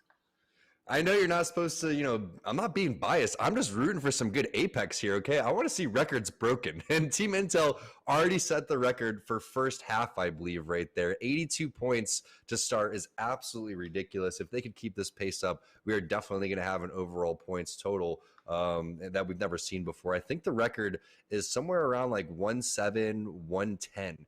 And Team Intel really just a game or two away from that as we have 3 remaining. But will anyone even be able to catch up? They could just, you know, probably set their controllers, mouse and keyboard down and let things play out and still be in first place. So let's go ahead and run through the rest of these teams, though, because you have a couple of our, you know, top amateur or open teams here, actually. Not even amateur teams. A lot of these teams are actually pro players. Flashpoint, Content, Pog. They're playing pretty strong. And when we're talking about Applejacks, Cheez-It needing to step it up, we got to give props to these open teams that really have nothing to lose coming through here and playing some great Apex.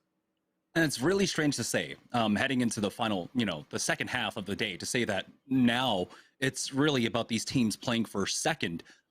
You know, Team Intel, barring just putting no points on the board over 3 games, they would ultimately lose out. But take a look at the cumulative leaderboard. They have done enough. Team Intel have come back from a 51 and a 49-point deficit overall in 6th place starting off the day. They are now 4 points above Team Cheez-It in the 4th place position overall, Tom. These next 3 games are so important for these players and for these teams, but you know, it's obviously going to come down to our pro day tomorrow, so make sure y'all tune in for that. But these next 3 games are so important because there's more points that you could pick up here. You're not going to see, and it would be amazing to see, you're not going to see Team Intel in 3 games drop 82 points tomorrow. That's just not the type of lobby that we're going to have, especially when you have the TSMs, Liquids, CLGs, etc. So, you know, here is the opportunity to go and try to separate yourself as much as possible. And that's what Team Razor did in season 1, and that's what Team Intel is doing today. So all these other teams need to take advantage of that and take note of that. Watch how they're playing. They are playing a very unorthodox style. They're playing a very aggressive style, but they're also playing passive when they need to, and that's what you like to see. Yeah, with 3 games left to go, it's about how much of a buffer can Team Intel build up heading into tomorrow's matches. Right now, it's only a 4-point lead above Team Cheez-It, and it looks like a 17-point lead above Team Applejack. So their work is still cut out for them, but with the way that they're playing today, this is going to be an amazing finish for them. We have 3 games left to go. In the first 3 games of the day, they secured 82 points. So this is an amazing start for them. Now, will they be able to carry through with this momentum? I'm going to say yes. I am just all aboard the Team Intel train for today's matches, as we are getting game number 4 set up. So yeah, it's just been such an amazing day, such a turnaround for them, really. Let's take a look at the Mobile One high performance moment of game number 3 and see how they were actually able to close that out, because it was a weird situation over towards Skyhook. There's a lot going on, but really it started with the shots right here from Panders with the Volt. He comes through, thinks this player is going to still be there, but he actually baits and switches with the Bloodhound directly in front, and there goes the finish coming in for Metro. And look at what Metro has. He has the Devotion Purple Mag Turbocharger, which is still extremely underrated in these situations. It's difficult to find the Turbocharger hop, and you really don't want to rock the Devotion unless you're going to be able to find that one. I think the Havoc is going to be probably more of the flavor of the month in terms of what's strong right now.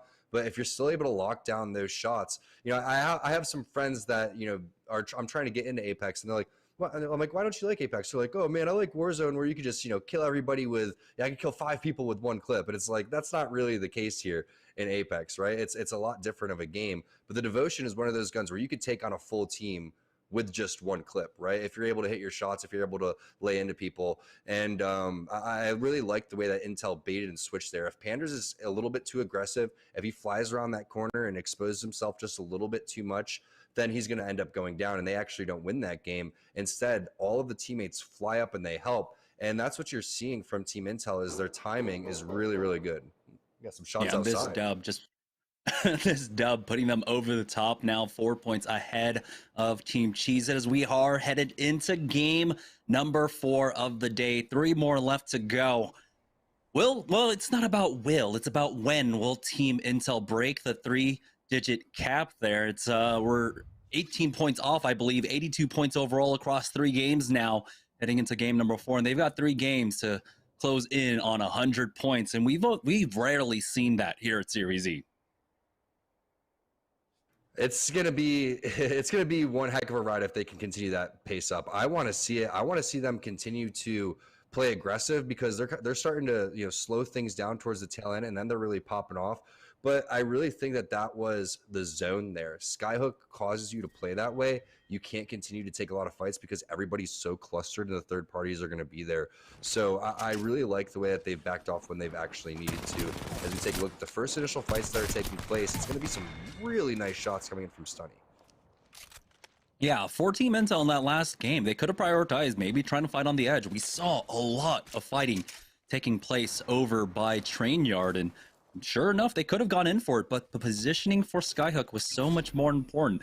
That secured them the net win and the kills that they ended up getting in the final 6 teams left. And so it is also important to remember that positioning will be important. But right now we're joining on board with RKT, who are looking for more. They do have one going for the redeploy now. And we do have the Volt with the 1-2, but not going to quite connect with it. So RKT, they're still happy with taking the 2 kill points here and will continue their looting.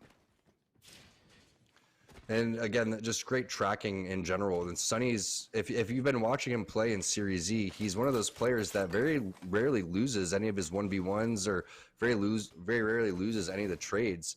And you don't want to mess with him in these type of situations. So I really like that they're not afraid to take these fights and picking up one of the strongest combinations that you can with the R9 EVA 8 combination. The rest of his teammates are probably going to fall into the long range category. Expect Bird to pick something up like a scout along the lines of that would be perfect for him as we see what's going on with Rockstar. Great damage coming out from Just Gibby. That's one of our open teams, but it looks like Trinal's there to answer, and oh my goodness, with the 30-30, are you kidding me? Is he going to be able to hit an armor swap through all this? He's trying to live, but it's going to be revoked coming in with the finish. That was Team XOXO. We do have the third party coming through. There goes the scans, possible EMP or maybe even a quick little recovery of the banners, but that's just going to be throwing that in the air so he could get some sort of information. There's the EMP, slowing things down, and he's actually trying to go and take the fight over here to Nestle Splash. So nice job taking down Bambino. Ronnie and Draco should be able to answer, and we're seeing a little bit of a different team composition coming in from Nestle Splash. Again, Ronnie used to be a Wraith main. We've seen, Dracos and Bambino on a handful of different legends, but this could be a good combination here for Nestle Splash. They just need to go and switch sides here, and there it is. A Caustic Gas through the window, finger roll from Dracos. You're not really expecting anyone to play Caustic in these type of situations, so good job, good third party coming in for Nestle Splash. Let's try to find out where this zone pull is going to go once things slow down a little bit. It does seem to be pulling over towards more of the eastern side of the map as Pop-Tarts are making their way on through. Up to No Name now, they find themselves in a small engagement. With Lucas still sitting on the white armor though, but you at least have Stomps and Impulse with the purple and blue respectively. Nice pickup there on that supply bin as they're now looking to go full send on this team, clearing out all the angles, picking up some more utility along the way. Nades covering the top side as they go in for push, and it's a beautiful thermite connected onto all 3 members. He goes in, gets the first knock on 00 negative. Lonely Fans now down to a 2v3, and Stomps and company should be able to finish this one off. Stomps getting the thirst onto 00 negative, and now they push in as a full 3. They lose out on Impulse. Have they traded back? No! The tables are turned on them, but that's a beautiful 88 coming out from Stomps as he's looking to get that final kill. Oh boy, things have slowed down and gotten really scary for Pop-Tarts as they go in for the full reset before they reapproach this fight. Stomps is going to try and get an angle through this window in just a moment here, but man, they've bought so much time here. He does have the angle, gets the thirst on the 00 negative, only hits for the 19 on the blue as Lucas tries to find an angle on the other side of this building. The longer this takes, you can see Nestle might come in for the third party here. This time around, Stomps does not connect with that. Now they are getting third partied and this might be it. They should just call it, but no, they are staying tenacious here and want to get the revenge on this. As you can see, the third parties are coming in, Tom. I'm shocked that Lucas hasn't dropped a portal, but they are playing this to the very, very last second because that's how interested they are in getting this banner. They know if they bail right now, they don't really have time to come back and get that recovery, and they're trying to win this game. Fortunately for them, they have the second place locked down right now, so they're able to make a little bit more confident, aggressive plays like this. As we do see the push coming in for Nestle Splash, they're starting to push on to Team North Stars. They have them all cornered over here, and it looks like they are going to be able to take them down. Draco's tossing down some barrels, so they're able to reset. Nice job by Nestle Splash. Yeah, save for the third party, thankfully, because Nestle were just caught up here. And there it is, Pop-Tarts finally making their push on in, and they will be able to take out Lonely Fans. They need to get Impulse back into this game. How many more teams are starting to show up in the area? We'll see if this respawn beacon just outside is safe for them, or if they opt to go a little bit further. They can go all the way over to Overlook if they want to, and looks like that is going to be the plan for Team Pop-Tarts to get Impulse back into the game, but oh no, Stomps gets hit on his way up the hill, and now here's Lucas to just port their way back. And it looks like they will have to use this res over here instead. And that's why Lucas was saving this for the last case scenario, and that's, you know, a really good sign of really good confidence and communication from Team Pop-Tarts. So they're still on the run here, but they're at least 2 healthy players with a banner to try to get Impulse back into the game. And they knew the situation, they couldn't be on the run, and if they were on the run, they were going to be playing this just as a 2-man team. And obviously with the current meta, I think back in the day when it was, you know, Pathfinder, Watson, Wraith, it was okay to just say, okay, we have 2 players. What 2 players are they? Let's try to survive. But here, if it's not just a solo and you're not just ratting it out, you really try to get your teammates back into the game, because you typically won't find a team just playing as a duo that will, it's very rare, I would say, in a high level lobby for just a duo to win. You typically get out around that 5th place. There's just so many scans, there's just so much going on that you're not going to be able to make it through there. So I do like that play from Team Pop-Tarts, and if you're Impulse, you love to see that. Joining on board with Team Razor as they are making their way on through Train Yard. Now have to be careful, but that's a beautiful spray coming out from Zero Tricky, getting the crack with that R301. That just buys them enough space to start backing away and finding a better angle now on this fight. Looks like they do turn around for it. Pop-Tarts will be able to get Impulse back into this, and no one quite pressuring them, surprisingly enough. And now the nades are coming in, and they have to be careful as Impulse is trying his best to find a better armor, excuse me, still sitting on the white, and there it is, the blue coming on over for them. So Pop-Tarts with a great recovery here, playing out of No Name now. You can see they're also recovering in terms of their economy, tossing things around to each other as Team Content find themselves in that fight over by Train Yards and Niles, taking out Corey. And so Content are down to the 2v3. They got the res onto Corey, but was it worth as Turns gives his life for it? Crook does come back in to get the answer back, but now Corey is left in the 1v. I don't even know how many at this point. They will fall as Team Pog pick that one up and get the banner as well. Will they have the time to try and go for the res as Team Razor now are turning on the pressure onto them? You can see the Spitfire in hand for Serial, but with just the red dot, it's really not the angle that you were hoping for. And he's going to go and toss that jump pad down, make sure that they make the rotation over down towards the train tunnel. That team was obviously going to give them the runabout, and they're trying to get ahead of them and rotate in front of them as they're coming down over towards this west-hand side. So good call coming in for Serial. They're even charging a little bit more forward because the other team's not expecting the timing because of the placement of that jump pad. So we'll see if the rest of the Team Razor is going to be able to catch up, and that's the route that the enemy team does take.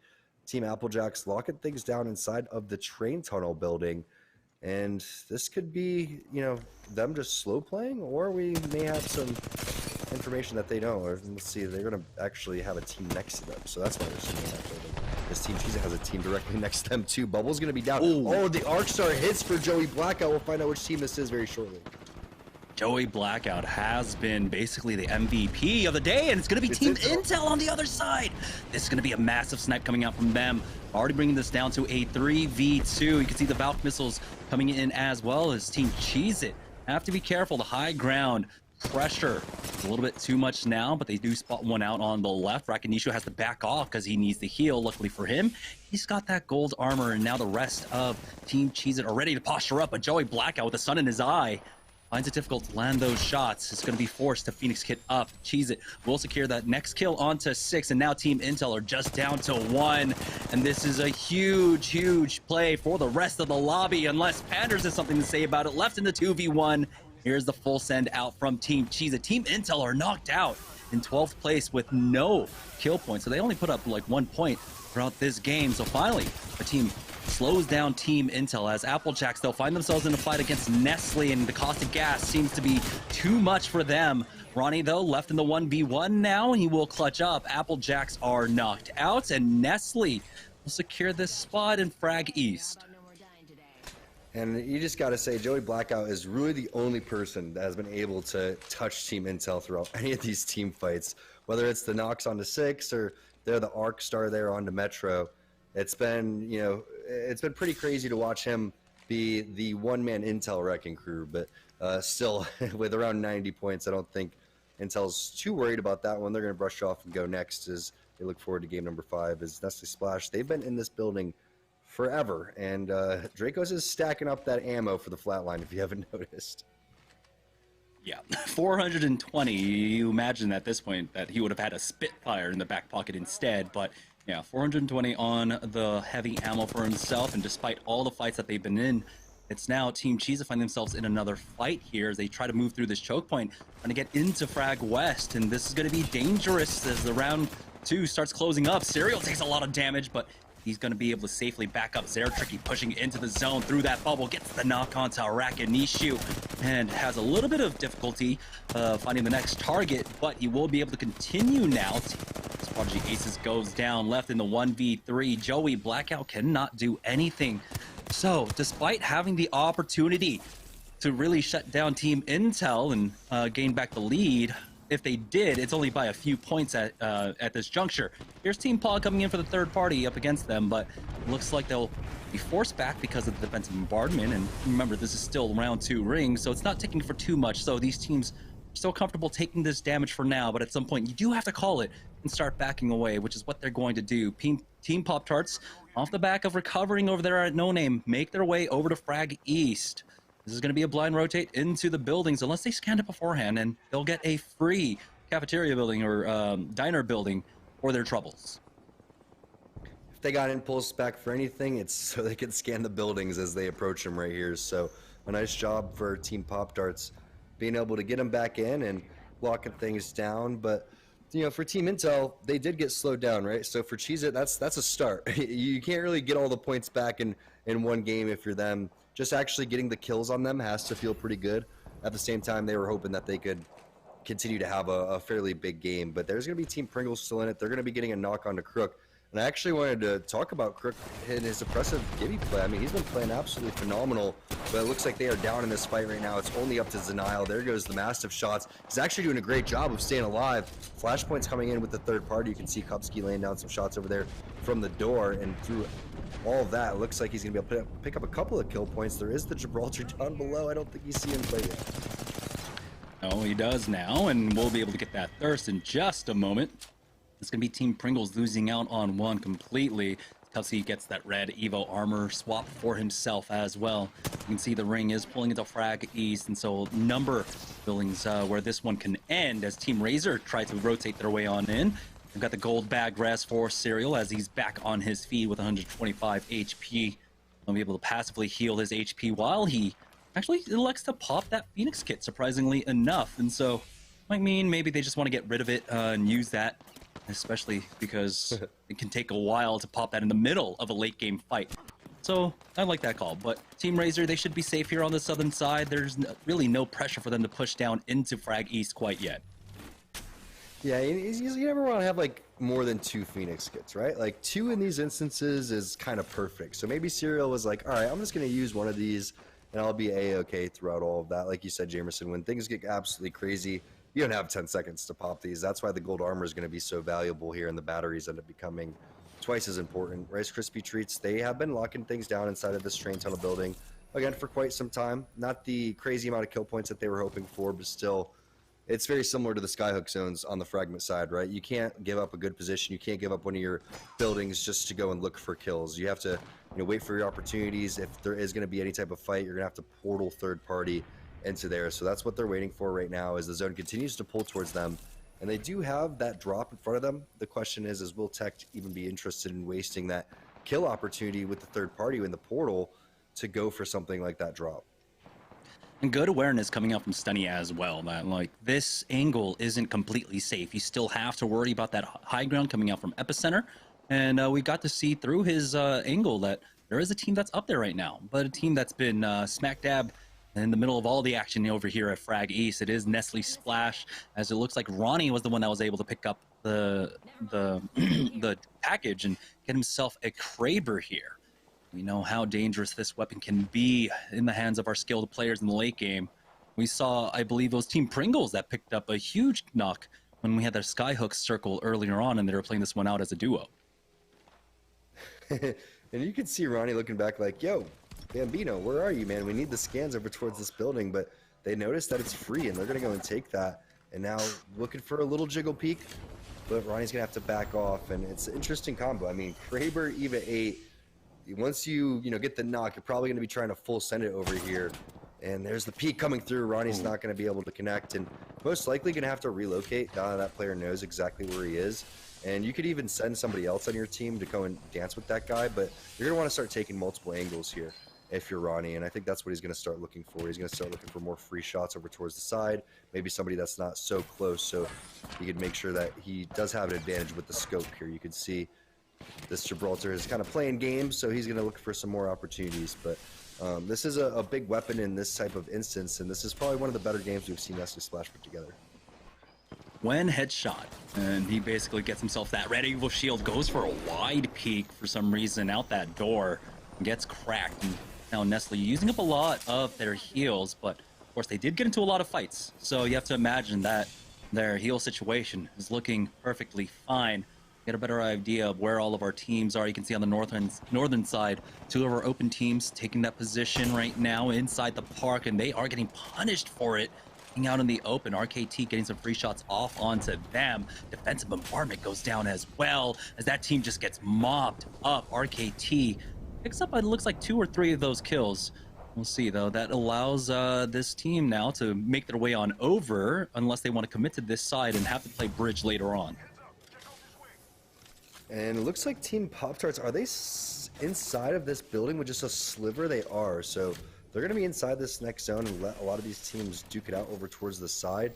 Typically, when you make your way over towards that courtyard area, you want the zone to pull over there. Unfortunately for that team, it doesn't. We do see a nice little 75 coming in from Rice Krispie Treats. There's a good, well-placed bubble, as that's going to be Team Pop-Tarts. They're getting pinched over there, and Rice Krispies wasn't having any of that. They're going to come through. Stunny's the one that takes the most damage, but he hits the armor swap, and he also turns around and checks out the players that are coming in from behind. It looks like that is going to be Nestle Splash, waiting for their third-party opportunity. It wasn't the Kraber, it was Dracos just flying in, and then he hits it with the finger roll over towards the side. While that's happening, Tech actually rips him through the window. So that's going to be a res inside of the smoke, inside of the gas there coming in for Nestle Splash. Dracos is going to hop back in this one, and that is very well timed for Nestle Splash. I mean, Ronnie was looking for opportunities with the Kraber, couldn't find it, couldn't connect on the damage that he was hoping for, but the action was there, and they sent it when they needed to, and the timing was phenomenal. That's the type of plays Nestle Splash needs to be doing to, avoid being the team that's getting third party. They just need to stay, wait for this kill feed to kind of play out,